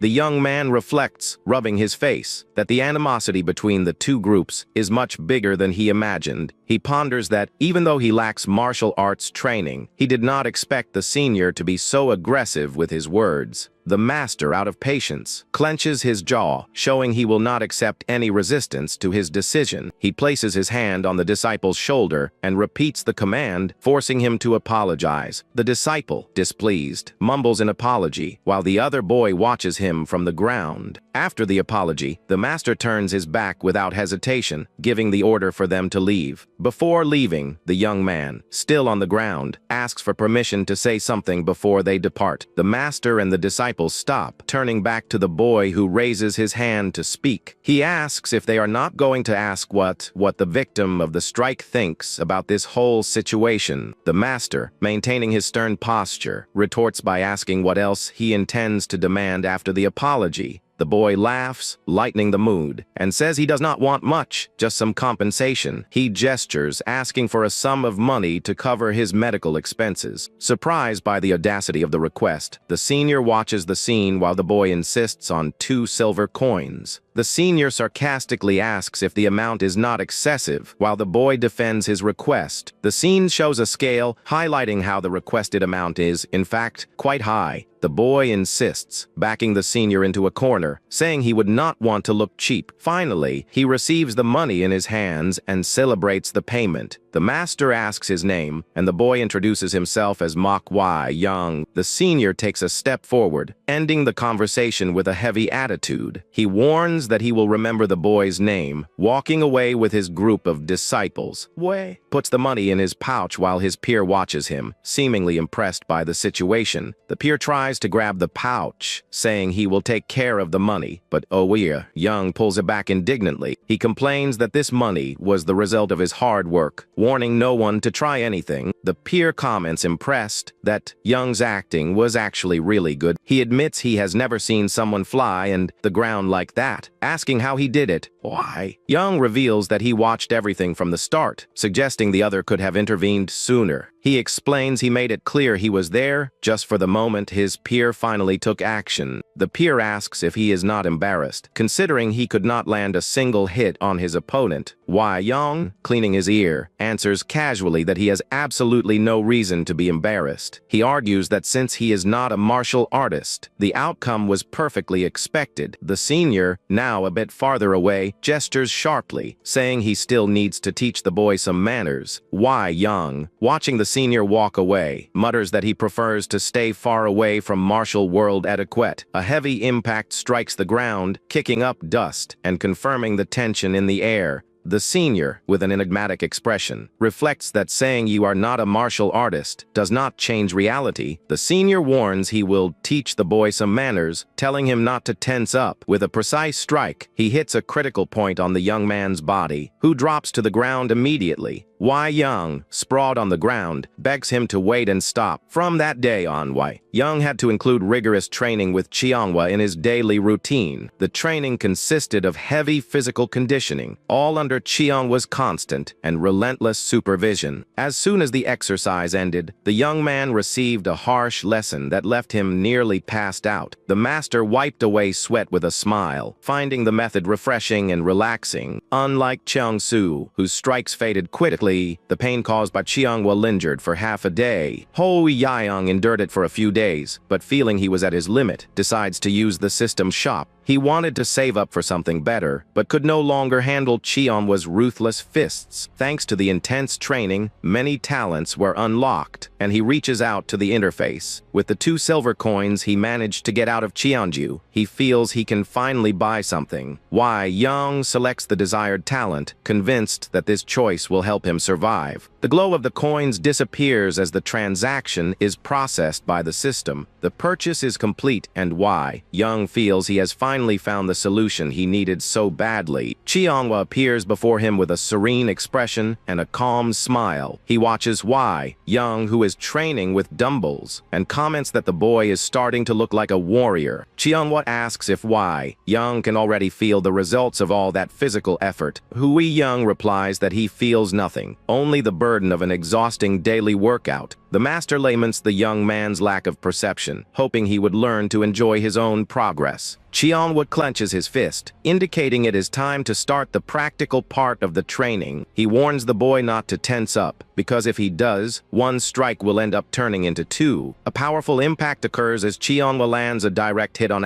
Wei Young's body. Wei Young feels the blow, letting out a grunt of pain in the face of the master's overwhelming strength. Despite the intensity, he realizes that, as expected, his body managed to withstand the impact. He celebrates having bought the resilient body talent, which proved to be worth every single silver coin invested. The performance of the level 8 talent completely exceeded his expectations during the fight. Hui Young reflects that maybe he does not need expensive talents, and just stacking several low-level ones will do. He smiles, believing that with these level 8 and 9 talents, he can become the greatest in the martial world. Chiangwa, noticing the change, asks in confusion why the boy suddenly became so tough. Unbothered, the master continues the training, launching new strikes at the boy waiting on the ground. He laughs, saying that if Wei Young's body has gotten stiffer, he can just hit harder too. Wei Young stares at Chiangwa's fist, and an inconvenient memory comes to mind. He recalls that, even though the prices are low, every cheap choice has a hidden reason. Outside, one of the younger disciples watches the scene curiously from behind the low wall. The kid asks if his junior is okay. Young, exhausted, answers that he is not okay at all. The little one suggests that if the pain gets unbearable, he should try screaming, as that sometimes makes the master take it easy. When the boy offers to step in for him,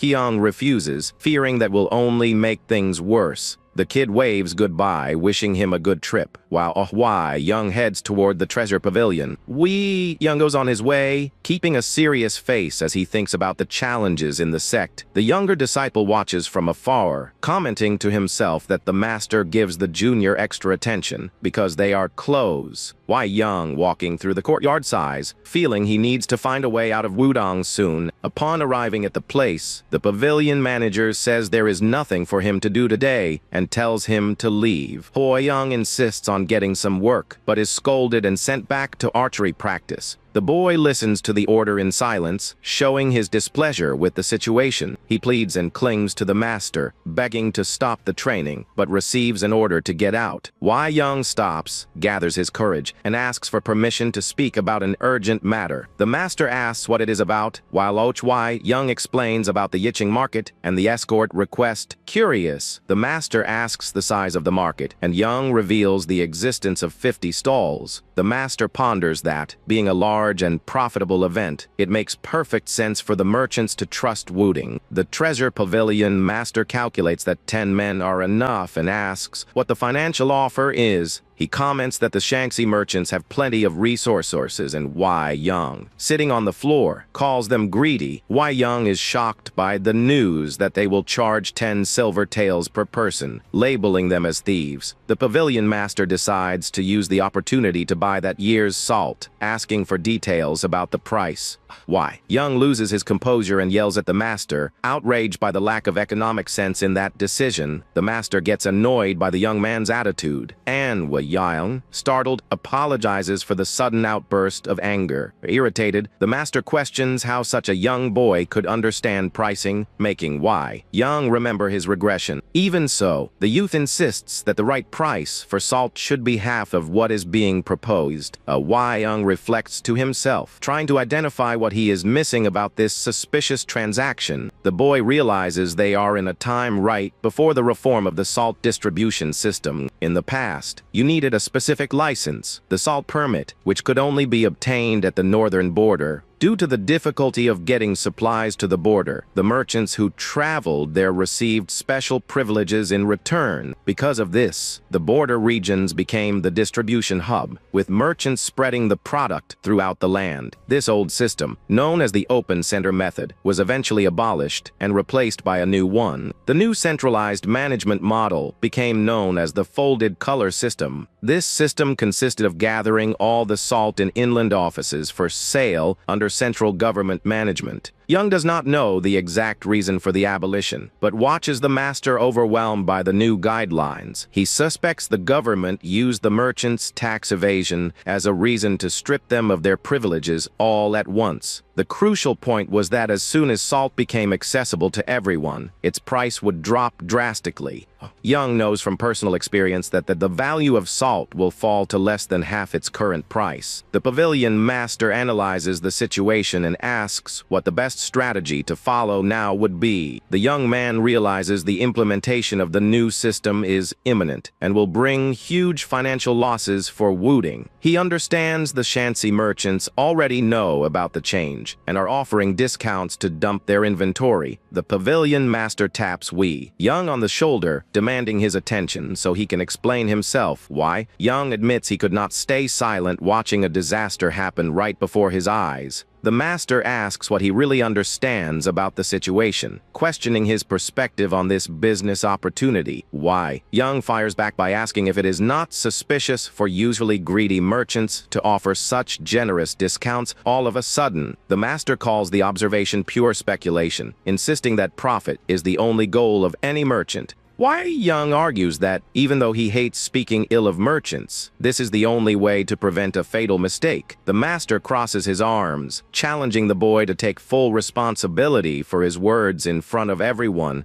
Young accepts the challenge without hesitation, confident he can answer for the consequences of his warning. He dreams of the recognition he will get when the new system is implemented and everyone sees his brilliance. Wei Young makes a joke about his own name, which means bright light. Anticipating the success that will come, the master interrupts him, ordering him to prove his claims directly to the sect leader. Wei Young is shocked, stuttering as he confirms if he must present his case before such a high authority. The young man stays silent, processing the gravity of the situation he just got himself into. He walks up to the sect leader, feeling the weight of the responsibility of his report. The sect leader, known as the Taiji Sword Emperor, watches the boy with a stern gaze. The pavilion master scolds Wei Young for his lack of respect and caution in front of an elder. He provokes the boy, wanting to see if his arrogance holds up in the leader's presence. The sect leader recognizes the young man, mentioning that Qianghua had already spoken about him before. He admits he still does not see anything special about Wei Young, but trusts the master's judgment. The leader orders the treasure pavilion master to explain the reasons for not buying the salt in Yiqing. The pavilion master tries to dodge the question, but the leader insists he must present the department's opinion. The leader emphasizes that it is the pavilion master's duty to report the information clearly and with good reasoning. The pavilion master is pressured to speak under the threat of being held responsible for his unfounded opinions. Yayoung tries to step in, nervous, realizing the situation is slipping completely out of his control. He takes a deep breath, trying to regain his calm and organize his thoughts, so he does not lose his way. Why? Young speaks up, stating clearly to the leader that he is not part of the treasure pavilion. The sect leader ignores the protest, declaring that the boy is considered part of the department for that purpose.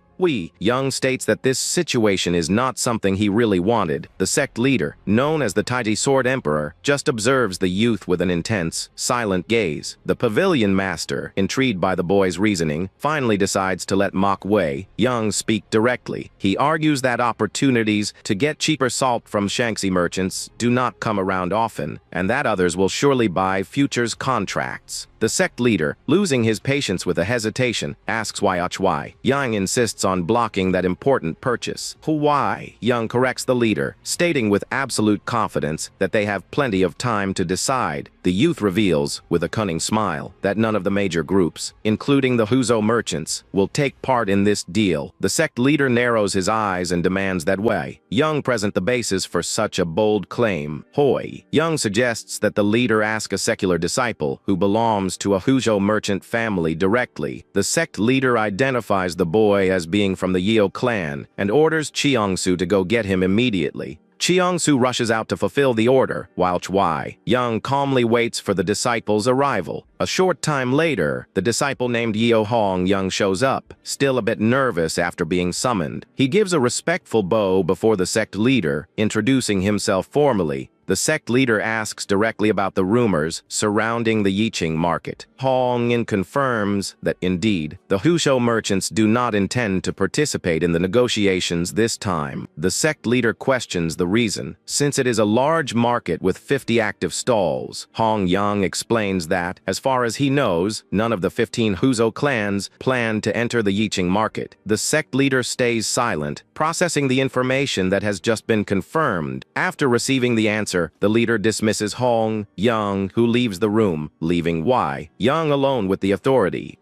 Young reflects that he suddenly begins to understand Chiamwa's strategic vision. He remembers a saying about a child walking toward a well and realizes the danger the sect was in. The young man wonders if that was exactly how Chiangwa felt when trying to block his path in the past. Young thinks that deep down, he would have preferred to be ignorant about Wudong's finances, so he would not have to deal with this burden. He looks at the sect leader and feels that seeing Wudong heading toward a loss is like watching a child getting close to danger. The leader, with a piercing look, asks how Young gained knowledge about such market matters. Young answers with a calm smile that, at heart, he is a merchant and cannot reveal trade secrets. He guarantees the salt deal will fail and strongly recommends the sect wait to buy later. The sect leader, convinced by the warning, decides to cancel the purchase of salt futures. He orders Young and Chiangsu to go to the market and buy the salt in person when necessary. Young is startled, clarifying that his intention was not just to cancel the futures, but to not buy anything at all right now. The sect leader places his hand on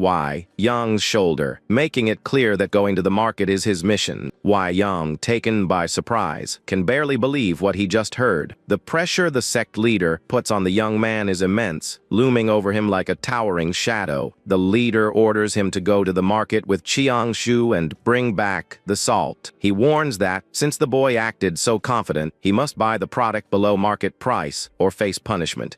Young protests indignantly, asking how that demand could be considered remotely fair. He complains about the difficulty of waiting and the impossibility of getting lower prices from Shanxi merchants. The sect leader replies, reminding him that the goal of trading salt is not just to fund the sect's operations. He explains the real purpose is to ensure a stable supply for Hubei province and maintain the people's livelihood. The leader accuses Young of making the sect lose the chance to buy cheap because of his unproven claim. He provokes the youth, questioning if he really has the talent for negotiations that he claims to have. Young, annoyed by the provocation, feels his reputation is on the the line and decides to accept the challenge. The sect leader watches out Wei Young, curious to see how he intends to negotiate on behalf of the sect. The leader agrees that if he gets the discount, he will be financially rewarded. He promises to give Wei Young 1% of the difference if he manages to buy the salt below the current rate. Wei Young starts calculating profit margins in his head, entirely focused on the numbers. He asks for 10%, the leader offers 3%, and after a tense negotiation, they settle on 5%. Wei Young celebrates securing the 5%, feeling victorious. He confirms that if he manages to buy the salt for under 10 taels per 30 bushels, he will be entitled to the agreed cut. The youth clenches his fist with determination, ready to profit immensely from the opportunity he created. Wei Young emphatically demands that the leader keep his word on the financial arrangement. A loud bang ends the discussion, sealing the decision regarding the salt purchase. The pavilion master, still doubtful, asks if the leader is really okay with this risky arrangement. The master, intrigued, asks how the leader knew what Wei Young was so interested in money. The leader closes his eyes, maintaining his enigmatic posture and without giving a direct answer. He simply comments that someone who calls himself a merchant would hardly turn down a good amount of cash.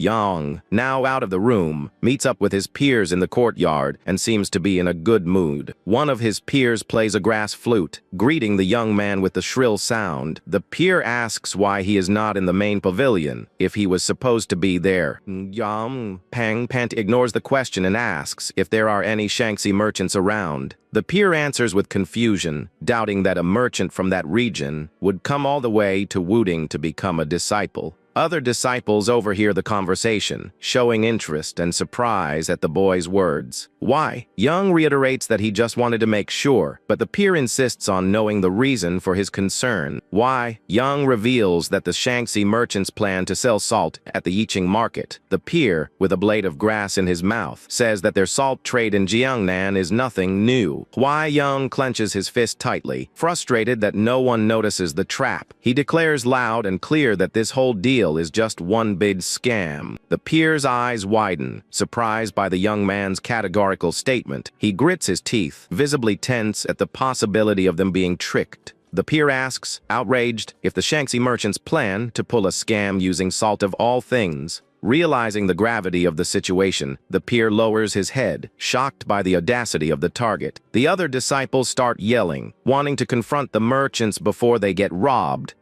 Wei Young smiles in satisfaction upon noticing the weight the merchants' names carry among the people. He reflects that, in the business world, tricking other merchants is common, but attacking your own is different. Wei Young notes that, although they seem to worship only money, merchants hold affection for their lands. He concludes that the locals are the first to react when someone tries to exploit the region. Wei Young understands that defending their homeland is a cause that mobilizes local merchants.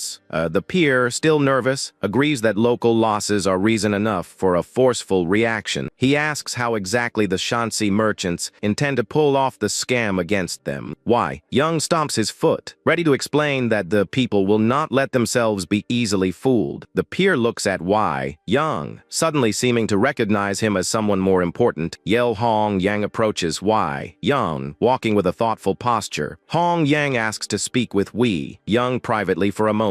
The two step away to a secluded corner of the courtyard to talk without being overheard. Hong Yang asks, surprised, how Wei knew so much about the secrets of that trade. Wei Young plays it off, initially pretending not to understand what he is talking about. Wei Young asks if he found out that the open center method would be abolished. Hong Yang goes pale, clearly affected by the young man's direct revelation of the secret. Wei Young realizes that all of Hong Yang's timid behavior was just an act. Hong Yang deduces that Wei Young must be a royal descendant to have access to such highly classified information. He admits he suspected something, but never imagined the boy would know so many details. Hong Yang emphasizes that not even the officials in Beijing are aware of this change yet. He asks who Wei Young's powerful backer might be, to which the boy denies having any support. Hong Yang observes Wei Young closely, trying to decipher his true intentions. Wei Young says he is not obligated to tell the truth, pointing out that secrecy is a merchant's weapon. He challenges Hong Young, asking what he thinks of that short and direct answer. Hong Young bursts into laughter, impressed by Wei Young's firm attitude. He comments he never thought he would hear his father's lessons coming from someone else's mouth. Wei Young admits he is also a merchant's son and that he learned a lot by observing. Wei Young invites Hong Young to help, but the boy refuses right away, wanting to keep his distance from the trouble. Wei Young asks the reason for his decision, since the elders apparently had already sealed a deal. The deal was sealed with a handshake, making it official that the Huzhou merchants would turn a blind eye to the profits of the Shanxi ones. Wei Young accepts the situation with a shrug, acknowledging there is little to be done now. The peer, surprised, watches how the boy handles the news so calmly. Hu Young argues that the attitude makes sense, because the Huzhou merchants surely gain something in return. He analyzes the situation with a sharp eye, trying to understand what is behind that alliance. Wei Young suggests that the price for their silence was ignoring their illegal smuggling routes, leaving the peer in shock. The peer puts a hand to his head, baffled by the young man's level of knowledge and keen insight.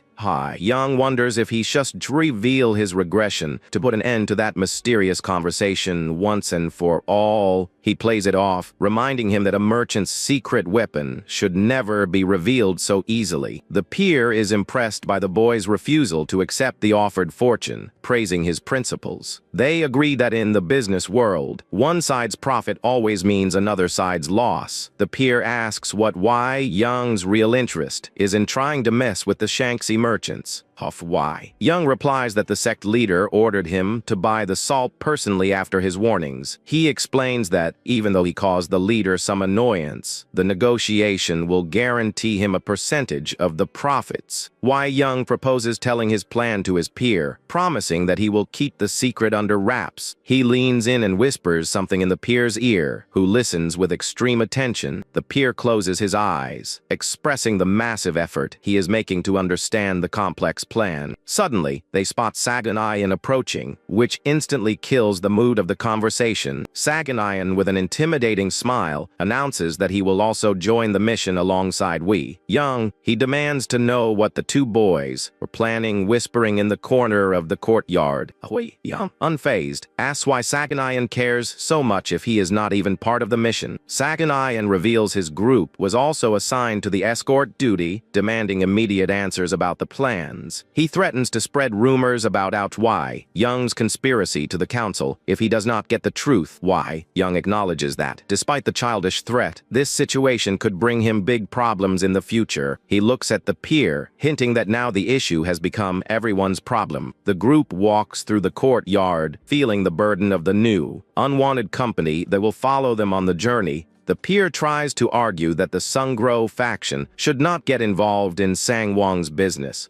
Saganayan interrupts the conversation, suggesting that perhaps the situation is different from what they think. He accuses the group of looking down on the Yeo clan and Hong Young, challenging them to face the consequences of their words. Saganayan looks startled, wondering what Hong Yang is hiding behind that serious expression. He realizes that when someone has nothing to hide, they end up showing their true and fearsome strength. Saganayan leaves quickly, leaving the other three in silence after the unexpected confrontation. The peer asks what happened, and Wei Young explains he had a hard time getting rid of Saganayan. How Wei Young celebrates successfully, keeping that annoying group away for a good while. The peer watches with some apprehension as Wei Young's expression drastically changes as the situation requires. The peer asks again what Wei Young's plan for the Yiching market is. They gather in a circle to continue the conversation in low voices and avoid any new interruptions. Hong Young, after hearing the proposal, agrees that Wei Young's strategy is worth a try. The other peers enthusiastically agree, thinking the plan will be extremely fun to carry out. Wei Young flashes a mischievous smile, assuring them that the mission will be, above all, very enjoyable. The group finally arrives at the Yiching market, where a crowd keeps the local commerce bustling. Ho Young, used to the silence of the sect, comments that the place is too noisy for his liking.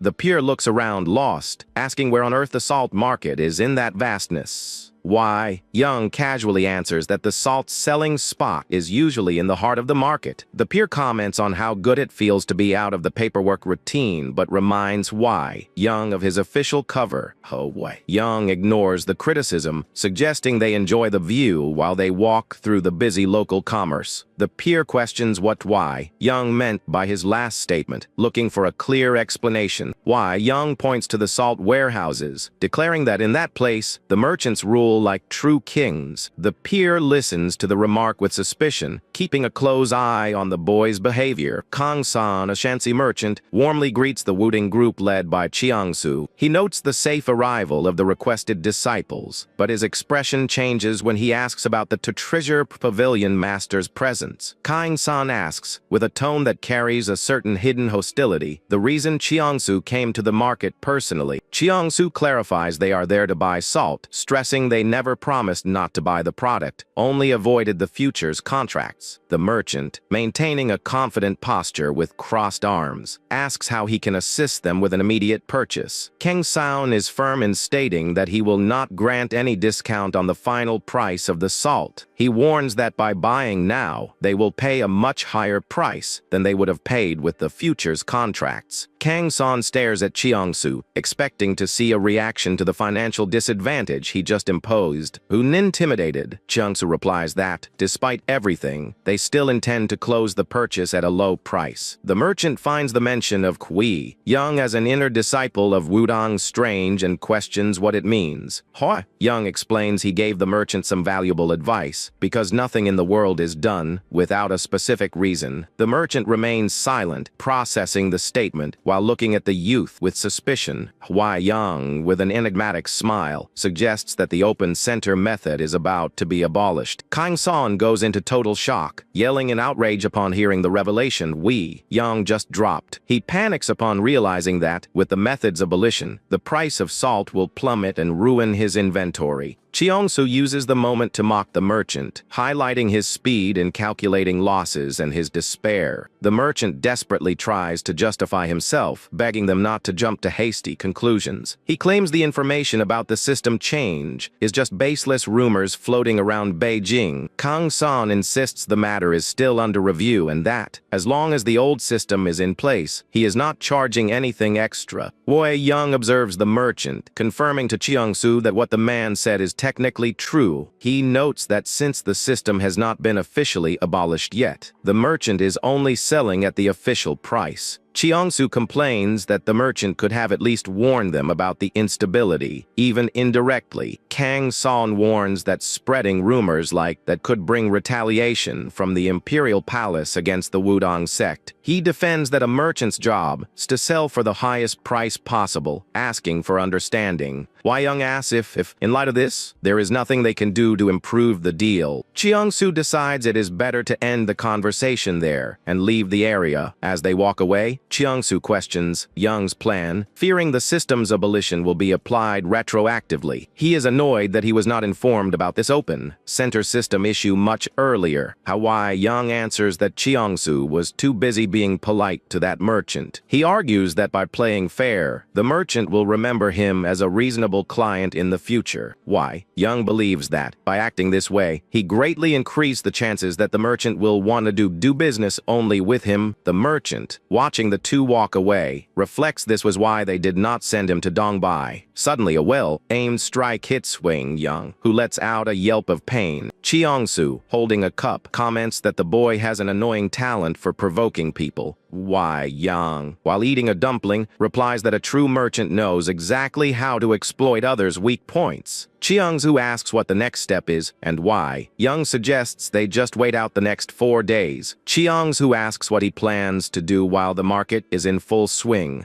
Wei Yang suggests taking a stroll around the market, but keeps the mystery alive about any hidden tricks. He points to a stall ahead, suggesting the pavilion master buy him something simple. Wei Yang asks for a broom, leaving Chiang-su visibly confused by the unusual request. Chiang-su closes his eyes, maintaining a look of disapproval at his disciple's attitude. A fist clenches tightly, showing Chiang-su's impatience with the jokes. The mood in the market courtyard seems tense as they keep walking afternoon, they arrive at a fine fabric store, displaying colorful, high-quality pieces. The shopkeeper praises the softness of the fabrics, guaranteeing that everything there is certified high quality. Young touches one of the fabrics, carefully feeling the texture of the material. He admits that, despite everything, the quality of what is being sold there is truly exceptional. The shopkeeper promises they will not find anything better anywhere, but Young prefers to look around a bit more. Cheong-su shoots him a look of disdain, feeling he wasted time with that visit. Cheong-su asks if the boy plans to spend the whole day window shopping, to which Young replies by asking if he didn't notice anything odd. The treasure pavilion master looks at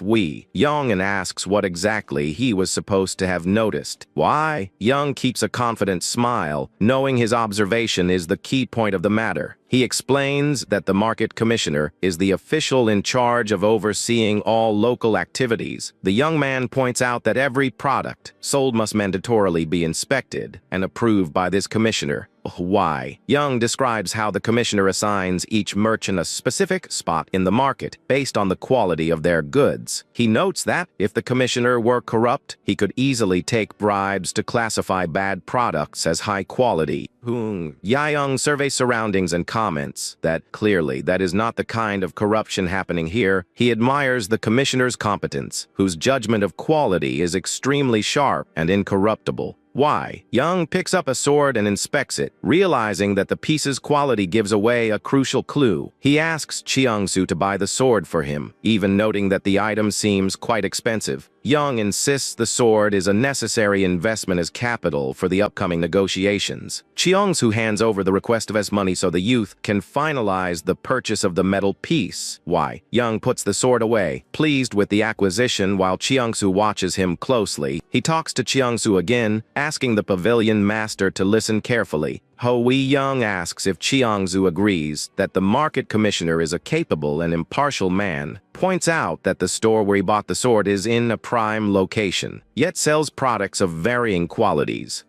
Young questions why such an efficient commissioner would make a decision that clearly hurts the market's overall profit. A smile appears on the young man's face, indicating he finally cracked the puzzle. He states that the answer to this question is directly tied to who forged that specific blade. Cheong-su inspects the sword, starting to understand that the craftsman behind it is the main clue. Cheong-su examines the weapon with a sharp eye, searching for any detail he might have missed. Reading the inscription on the blade, the name Yi Zhang is revealed, leaving Cheong-su surprised. Young reveals that he is a renowned blacksmith from Beijing, but the most important point is something else. He points out the city of Yicheng itself, indicating that the artisan's origin is the key to everything.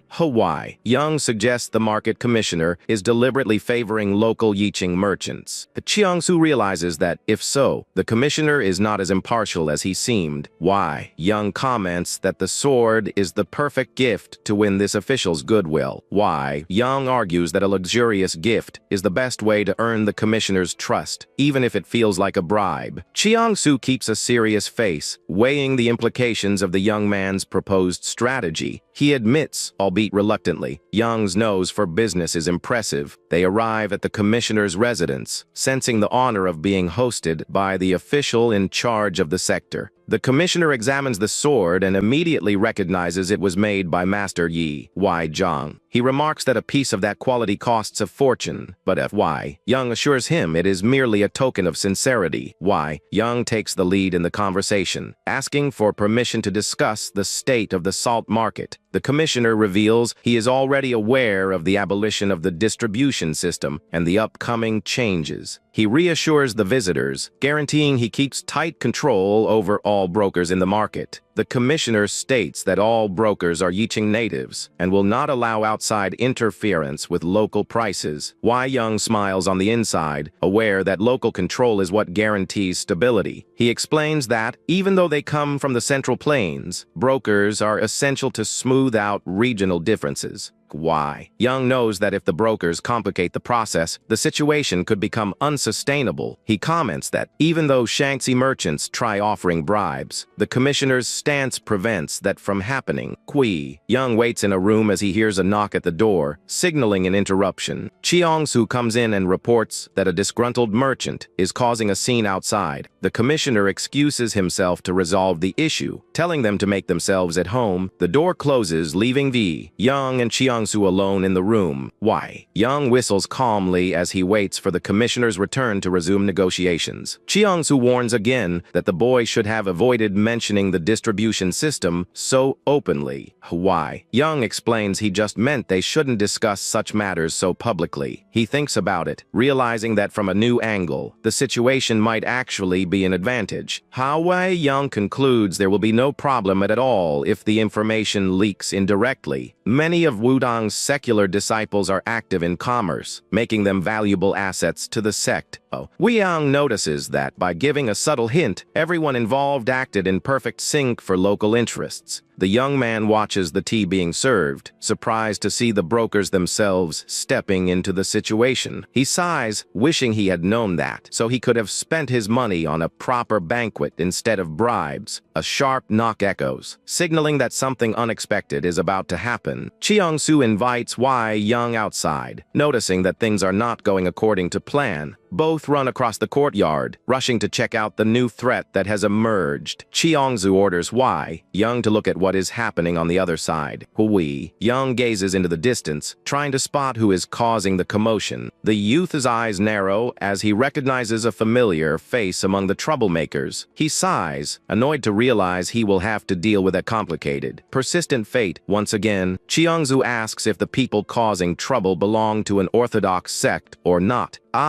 Young states with certainty that they are from an orthodox sect, even if their appearance suggests otherwise. He explains he knew for sure when he recognized a specific face among the troublemakers. Young comes face to face with Sagan, furious to see him crossing his path yet again. He remembers that Sagan stormed off angrily, right after his confrontation with Yeo Hon Yang. Young understands that, after seeing the true face of the royal descendant, Sagan could not stick around. He wonders how that man ended up taking an escort job for the Shanxi merchants. Sadoyan lets out an explosive shout, ordering Young to shut up immediately. Sagan complains that while the authorities are lenient with the locals, their current attitude stops them from trading. The Wudong official fires back with sarcasm, denying any intention of obstructing the merchants' business. Sagan, shaking with anger, demands they show proof before accusing an imperial official. The official replies that, if that is the case, he fully understands Sagan's position. Sagan threatens to negotiate directly with the government, claiming the Shanxi merchants also have powerful connections. He warns that if the situation escalates, it will not just be the Shanxi merchants who end up taking a loss.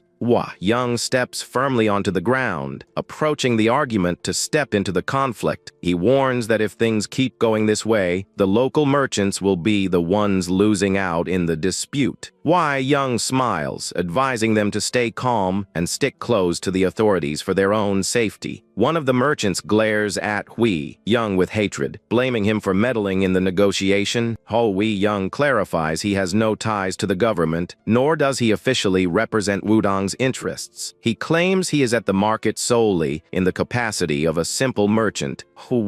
Young challenges the merchants, asking why they chase profits that betray the very core principles of commerce. The merchant tries to calm down, while his companion tells him not to get carried away by the youth's words. The companion states that merchants have their own laws and will not accept outside interference. Young puts a hand on the merchant's shoulder, encouraging him to maintain composure and respond carefully. A hand reaches out, suggesting a gesture of restraint during the heated argument. One of the merchants, backed by an ally, suggests a new way to settle that dispute. Why? Young looks at the pavilion, figuring this will all end in a proxy match. He accepts the idea, suggesting they start the match right there, under the supervision of the authorities. Hui Yang and his companion exchange looks, ready for what is to come. The merchant tries to grasp what exactly this proxy match means. The narration explains this is a common method among merchants to resolve disputes with no clear outcome. Without an agreement, brute force decides who is right in the negotiation. Doubt hangs in the air about what constitutes true power in the merchant world. The answer is swift and certain to them. The ultimate power is money. Young notes that whoever has resources can hire the best experts for these matches. He shows his empty pouch, pointing out that, right now, he doesn't have a single coin. Why? Young smiles, realizing the other merchants already know his true financial state. They whisper that the boy will not easily get Wudong's backing for something so trivial. Why? Young decides to drop the subject, leaving one last message before moving on. Chiangzu immediately warns that if they were planning on relying on his help, they better forget about it. He turns away and makes it clear that the same warning goes for the opponent nearby. The martial artist explains that Wudong does not get involved in mundane affairs, which is why they cannot use escorts in the fight. The merchant smiles amicably and agrees he would never drag noble warriors into such a dirty brawl. He assures them he came prepared with his own escorts and presents a bald fighter ready for combat. The market official asks, worriedly, what the boy will do and offers to buy time until they find a substitute. Mokwai, Young immediately turns down the help, stating firmly that a real man always keeps his word. He steps forward resolutely and declares that since he came here as a merchant, he will face the challenge as one. The bald opponent smiles wickedly and confesses he was eager for the chance to give Mokwai Young a severe beating. The young merchant keeps walking forward calmly, replying that this moment is absolutely perfect for that. Mokwai Young says he feels the same and provokes his rival, telling him to come at him with everything. He has to see what he is really made of. A cold breeze blows through the courtyard as the two opponents stare each other down from a distance, about to begin the clash. Suddenly, the bald fighter hears someone call him vice leader and turns around, intrigued, to see who is approaching. He is surprised and asks what brought such an important person there to interrupt the match. The opponent recognizes the bearded man as the feared hall master Hong Munhak and looks at him with respect. Hong Munhak says he came after hearing the vice leader went out with a merchant, offering to fight in his place. The bald warrior smiles and comments that the kid's internal energy is almost non-existent to waste a strong blade on Mokwai. Young walks up laughing, saying that for a second he thought they wanted to switch fighters. He provokes the bald man, saying he thought his rival was going to chicken out, but the fighter replies he really wants to smash him into the ground. The official asks if he is sure about this, considering the opponent is the vice leader of a powerful clan and not just some random scout. The youth tells him not to worry, because taking on the bearded guy would be tough, but he can handle the bald one easily. With nothing else to do, the official closes his eyes and lets out a sigh, accepting the boy's stubborn decision. The official raises his arm in the middle of the courtyard and loudly announces he will explain the official rules of the dispute. He shouts that the losing side of the proxy match must yield to the winner's demands with no restrictions.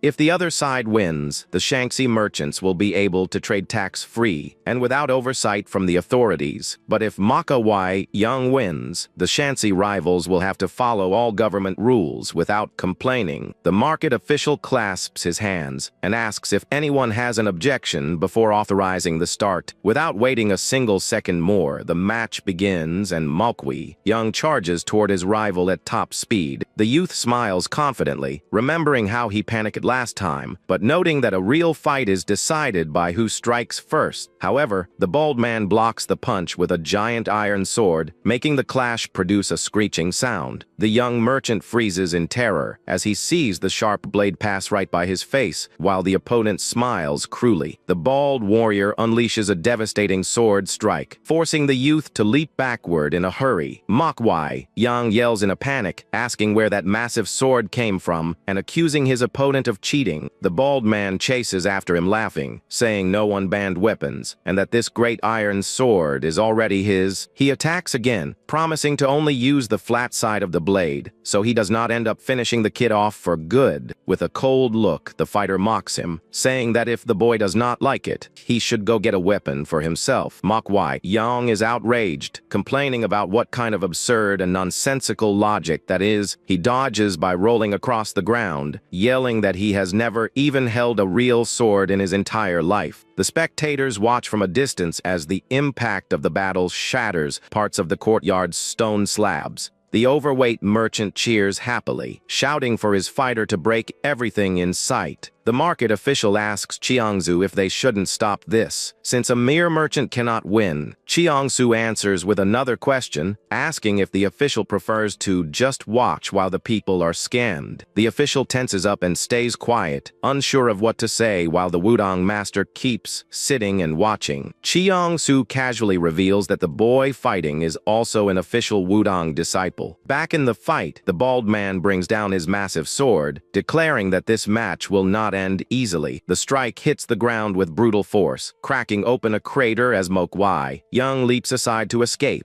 The youth leans on the ground, panting and exhausted, trying to catch his breath under his opponent's wary gaze. The bald fighter rests the blade on his shoulder and mocks him, asking if running away is the only thing he trained for in life. He laughs loudly and taunts him, saying that before and even now, the boy is nothing but a scared little rat. Manhwa Yang is confused by the comment and asks what on earth that man is talking about all of a sudden. Manhwa Yang says he hasn't even been studying martial arts for a year, and that his rival should be ashamed for not landing a hit. The bald man boils with rage, hearing the kid mockingly say that the level of his sect becomes obvious when you look at its leader. On the inside, the youth knows that despite all the taunting, he is at serious risk if the fight drags on any longer. He remembers that in the past test, he couldn't hit Sagunayon, and that merely dodging attacks would not win him the match. But he knows that this time, things are completely different from his last, frustrating fighting experience. The bald opponent grits his teeth furiously, his pride wounded by the boy's sharp taunts. The bearded hall master shouts frantically for the vice leader not to lose his head and act on impulse in the arena. But it is already too late, and the giant charges forward with quick, heavy steps, unleashing a fierce attack on the youth. He yells that the kid is done, for as he brings his heavy blade down with all the force of his hatred and frustration,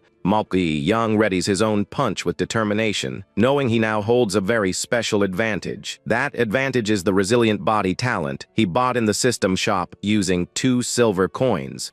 Yang lands a devastating, direct punch that shatters the rival's sword and knocks back his strike in one go. The bald man is completely shocked as he takes the direct impact to his face without managing to react at all. All the spectators watch, paralyzed with their mouths wide open, as the giant is sent flying in incredible fashion. The opponent's body crashes violently against the stone floor, kicking up dust and putting a definitive end to the fight. The boy reflects that, although the talent was useless against his master, against ordinary rivals he wins without a single scratch. He calmly straightens himself up and mockingly asks if they want to keep the match going with the next fighters. The official raises Manhwa Yang's hand and loudly declares his indisputable, heroic victory in the clash. The official announces that trade will now follow local rules and expects the Shaanxi folks to accept defeat with honor. The scene shifts to a few days later, showing the imposing main pavilion of the respected Wudang sect. Manhwa Yang and Chiangsu return to the pavilion and report that the difficult negotiations were successfully concluded. The sect leader listens closely to the report and praises the result, calling it simply fantastic. He says he never imagined they would save 300 silver taels compared to the previous futures contracts. Back to the narrative. Days go by as the salt deal is finalized with all parties at the market. The deal finally concludes favorably for the Wudang sect, thanks to the boy's strategy. The outcome of that entire commercial maneuver is considered incredible by all the authorities in the sect. The leader admits that saving 300 silver taels was an unprecedented feat for a beginner in commerce. The youth explains that, since transporting the salt to another market would be far too expensive, the Shanxi rivals had to cave. With no viable options left, they were forced to sell in Yiqing, giving the massive discount on the salt purchase. Fulfilling the deal, the leader hands over the 15 silver taels, the 5% promised to the youth. The boy happily kisses the money bag while the leader says what impresses him the most is the talent behind the feat. He points out that taking down a vice leader as a rookie is something to be proud of and proves the master's good eye. He announces his intention to grant an unusual privilege, leaving Chiang-su shocked at the prospect of the decision. The leader officially appoints Mok Wei Young as an inner disciple of the main sect from that moment forward. He adds that it has been almost 50 years since a mere secular disciple received such a major promotion. The leader reinforces that the brilliant way he solved the case and proved his talent justified the exception. The leader says he has the right to be proud of Wuding, but the boy stays serious and thoughtful in the corner. The youth asks permission for a favor, and the elder willingly accepts, provided it is within his power. Hui Young thumps his chest firmly, adopting a dramatic posture before making his official statement. He formally asks to be expelled from the sect, but without having his energy danshan destroyed in the process. Silence takes over the temple as the birds sing outside, contrasting with the shock in the room. The sect leader is completely paralyzed and speechless at the boy's unusual, bold request. Chiangzu lowers his head in utter embarrassment, feeling a massive headache from his disciple's audacity. The youth confesses his true desire is to make a fortune, but the leader asks, confused, if he just wants money. He answers with the greatest shamelessness and pride in the world that he simply really loves hoarding wealth. The elder covers his face, lamenting that a cultivator should avoid the worldly life, but admits that profiting is not entirely wrong. However, the leader reminds him that the boy has already learned the secret Heavenly Cloud Steps technique of Wuding. He explains that no sect would let someone leave with their secrets without destroying their danshan or breaking their leads. The leader drums his fingers on the table, deep in thought, admitting he has never dealt with such an atypical case in his entire life. He stares thoughtfully at the boy as a new idea seems to spark in his mind to break the deadlock once and for all. The sect leader proposes a different alternative, leaving Mok Wei Young intrigued about what his idea could be. The elder raises his index finger seriously as he prepares to detail the terms of this new option.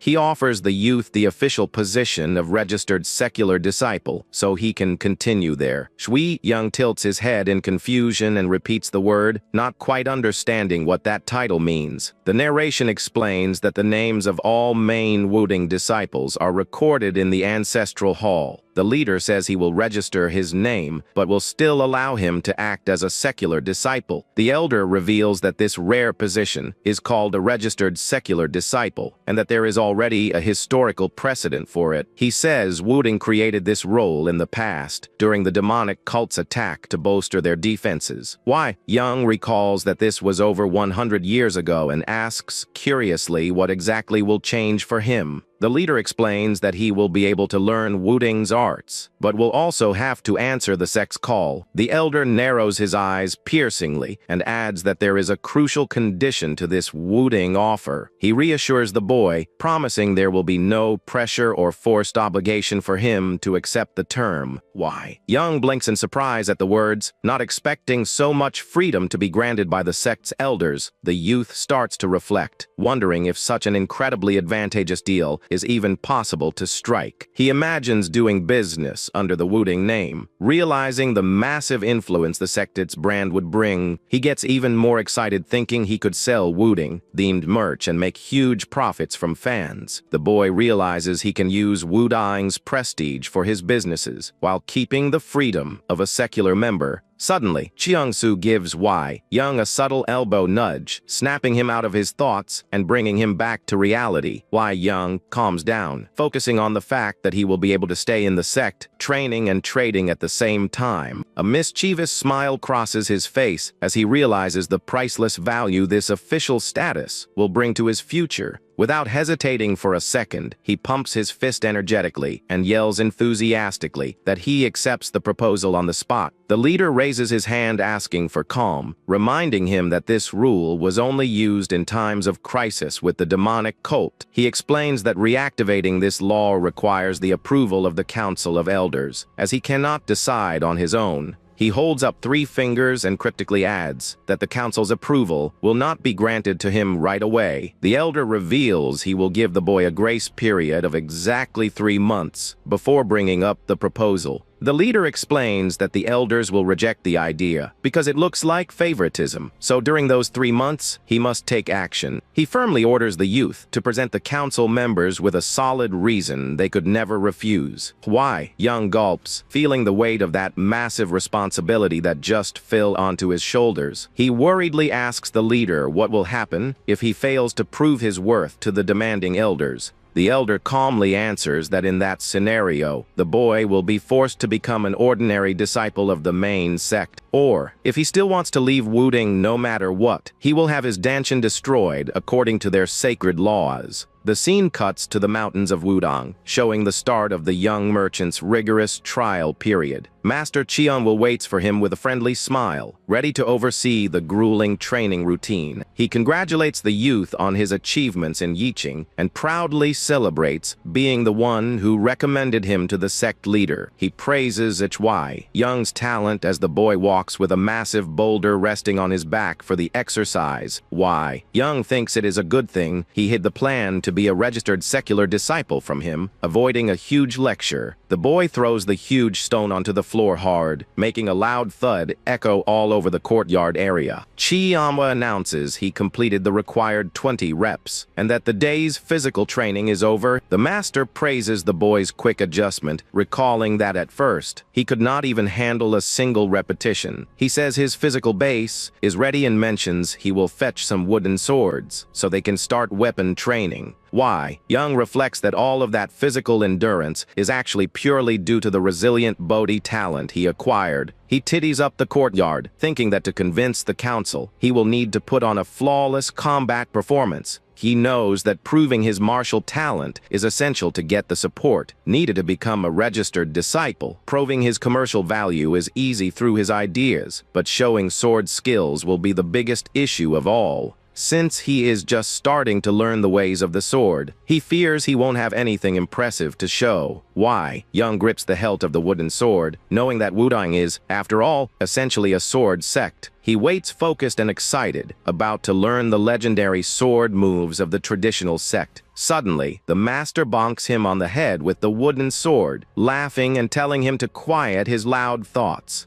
Chiao announces that today he will begin learning the 3-talent sword art, leaving Hui Young surprised. The boy is in disbelief, realizing that this is a basic technique anyone can buy on the street for 3 cheap coins. Chiao smiles and explains that the technique he will teach is different, making Mokwai Young very curious to know how. The master points his finger right at the youth's chest, highlighting an extremely important point for learning. Chiangwa cryptically states that this mystery cannot be explained, but rather is something the disciple must create himself. Crows fly through the clear sky over the sect as silence settles in with that deep philosophical answer. Wayang complains about his habit of speaking in riddles, but the master jokes back that his comprehension is a bit slow. Chiamwa asks if he at least knows the basic stances of the art, and the youth admits he only knows them in theory. The technique focuses on 3 main moves: the heavy vertical slash, the fast diagonal strike, and the wide horizontal cut. Pleased with the conceptual answer, the master smiles and promises to explain it all in a very easy way. He announces that the great secret technique consists of repeating each of these 3 movements 10,000 times. Repeating each strike 10,000 times is the secret of the 3 disasters sword art he will teach the boy. Mokwai Young freaks out and yells angrily, saying 10,000 times is absurd. The master guarantees everyone goes through it. Chiamwai insists that a slow or fast pace does not matter right now, and he should just focus on meeting the daily quota. Right after that, the master leaps far away, wishing him a good practice, while the boy tries to stop him to no avail. He is left standing alone in the courtyard, courtyard, grumbling that the master always says what he wants and disappears without explaining. The youth scratches his head impatiently, but decides to take a deep breath and try to keep a more positive attitude about the training. He decides he just needs to fill the daily quota no matter what, planning to do the moves fast to get it over with. Focused on his goal, he gets into a combat stance and grips the wooden sword with both hands. He makes the first strike, and the system interface pops up on the screen, logging only one vertical move completed. Moken.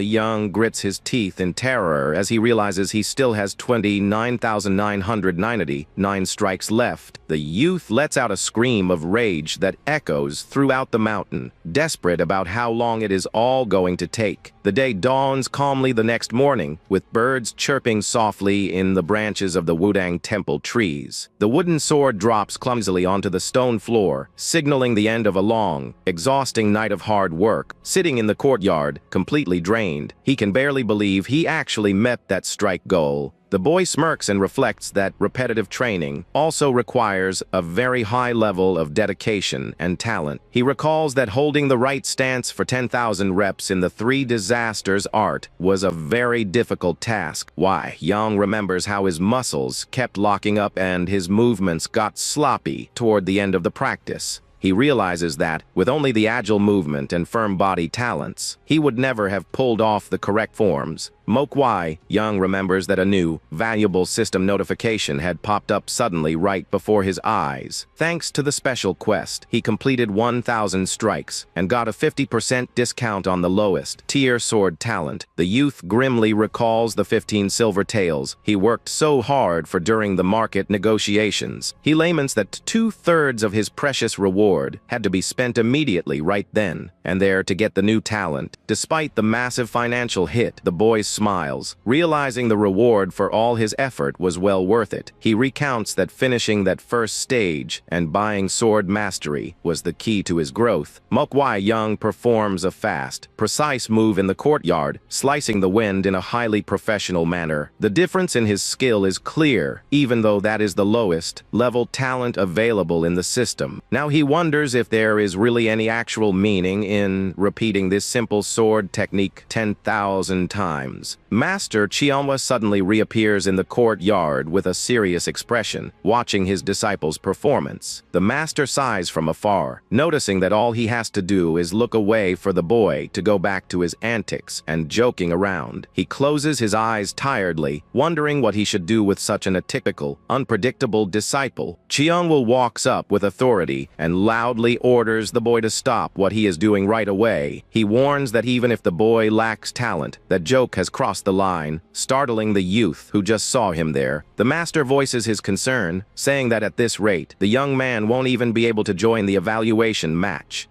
Young turns his head, confused by the news, asking what this evaluative combat he mentioned is all about. A subtle, challenging smile appears on Chiangwa's face as he gets ready to explain the details of the match. He says it is a friendly duel between third-generation disciples to test their skills and encourage competition. Chiangwa steps closer mischievously and asks if the boy's competitive spirit has started to boil a little with the news. The youth freezes completely, speechless upon realizing that his cover and his plans are in serious danger of falling apart. Feigning enthusiasm in a highly ironic way, he raises his arm, pretending to be hyped for the dangerous challenge to come. Young asks if the other elders will be there watching, and the master confirms they want to see the future of Wuding. The youth smiles victoriously, realizing this will be his golden opportunity to prove his immense talent to the council. Mok Wei. Young yells excitedly that he also wants to join the fight, but Chiangwa coldly replies that it is impossible. The youth is outraged by the rejection and asks if it is because he is older than the other disciples in his generation. The master hits him on the head again with the wooden sword, telling him to stop spouting so much nonsense. Chiangwa warns he will only embarrass himself if he does not master the Three Disasters technique, which forces him to train hard. Mokwai Young asks with curiosity and concern about exactly when the evaluation match will be held. The master answers it will be in about a month, making the boy panic as he realizes how very little time is left. He thinks it over, figuring that landing 10,000 strikes in a single month is not impossible, but it still takes a lot of effort. He wonders with some concern if he can show off any decent martial talent, using only this simple technique. Master Chiangwa watches the boy in silence, giving an analytical, thoughtful look at his true potential. He notices the boy's performance shifts depending on his mood, but admits he can already deliver very good vertical strikes. Even so, he finds it weird when the boy strikes weird poses, figuring he has trouble staying focused. The master worries that if he leaves him to train entirely alone, the youth might end up going down a dangerous martial path. Suddenly, Mok Young lets out a startled yelp when the master surprisingly taps his back with the wooden sword. Chiangwa seriously demands he take the training seriously, annoying the boy, who complains about the master's sudden action. The master warns that sloppy training gets him nowhere and announces he will personally fix his basic stances. He lightly kicks the boy's heel, teaching him to spread his feet shoulder width apart to improve balance and focus. The master demonstrates in detail the correct, smooth way to grip the wooden handle before delivering the slashing strike. He guides him to execute the downward slash in a perfect, straight line, conducting the boy's movements with precision. Mok Young's eyes widen as he feels the weight and perfect balance of that simple combat stance he learned. The youth realizes that the movement, with the master's guidance, feels like something on a completely different level than before. Chiangwa smiles kindly and asks the youth what he thinks of that major change in his sword technique. Mokai Young stays completely silent with a serious look, processing the impact of that subtle posture adjustment. The master smiles with satisfaction and sarcastically asks if the kid still wants to keep just pretending he trains alone. The youth pouts in irritation as he gives in to the master's obvious talent, knowing the corrections were extremely helpful. With a resigned sigh, he accepts the help and asks the master to guide him however he sees fit from that moment on. The narration notes that 1 month flew by while the rigorous sword training continued day after day. Mok Young is shown sitting on the stone floor, looking quite relaxed with a highly satisfied smile on his face. Seeing him so calm, Master Chiangwa makes a friendly comment that the boy seems to be in an excellent mood today. The master asks if he has finished warming up, and the boy jokes back for him to return in an hour. Chiangwa tells him to stop fooling around and just grab the sword, making the boy agree to that repetitive routine. The boy looks at the master's back and mentally admits that he is also an incredibly formidable person. He reflects that, despite the other disciples, the master spent 5 whole days focused entirely on helping him up close.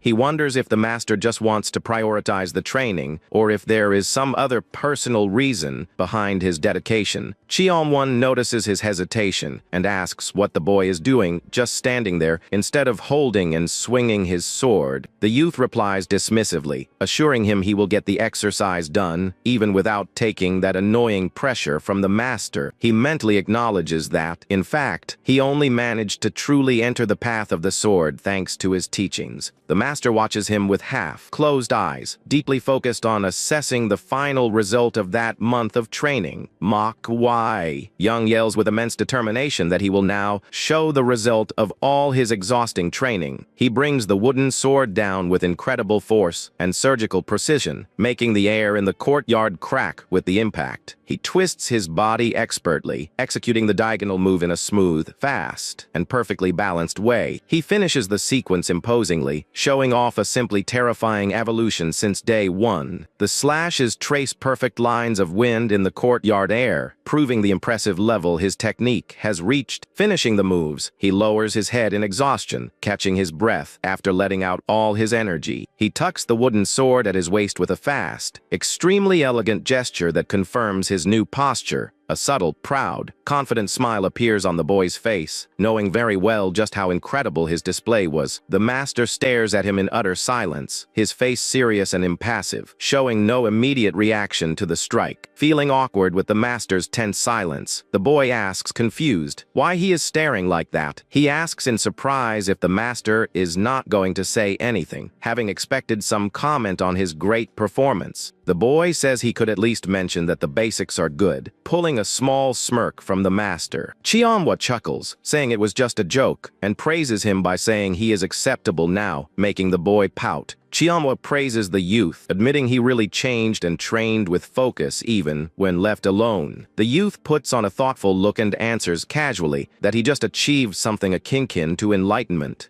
He asks if his current level is enough to enter the evaluation match, making the master ponder the question. Chionwa decides to propose a final ask to verify his skills, making the boy a little apprehensive. The master walks toward the low walls and challenges him to block 10 of his attacks, using only the wooden sword. Instead of picking up a sword, he bends down and picks up a thin tree branch he found lying nearby in the garden. He shows off the branch with a big, friendly smile on his face, announcing he will use that piece of wood for the test.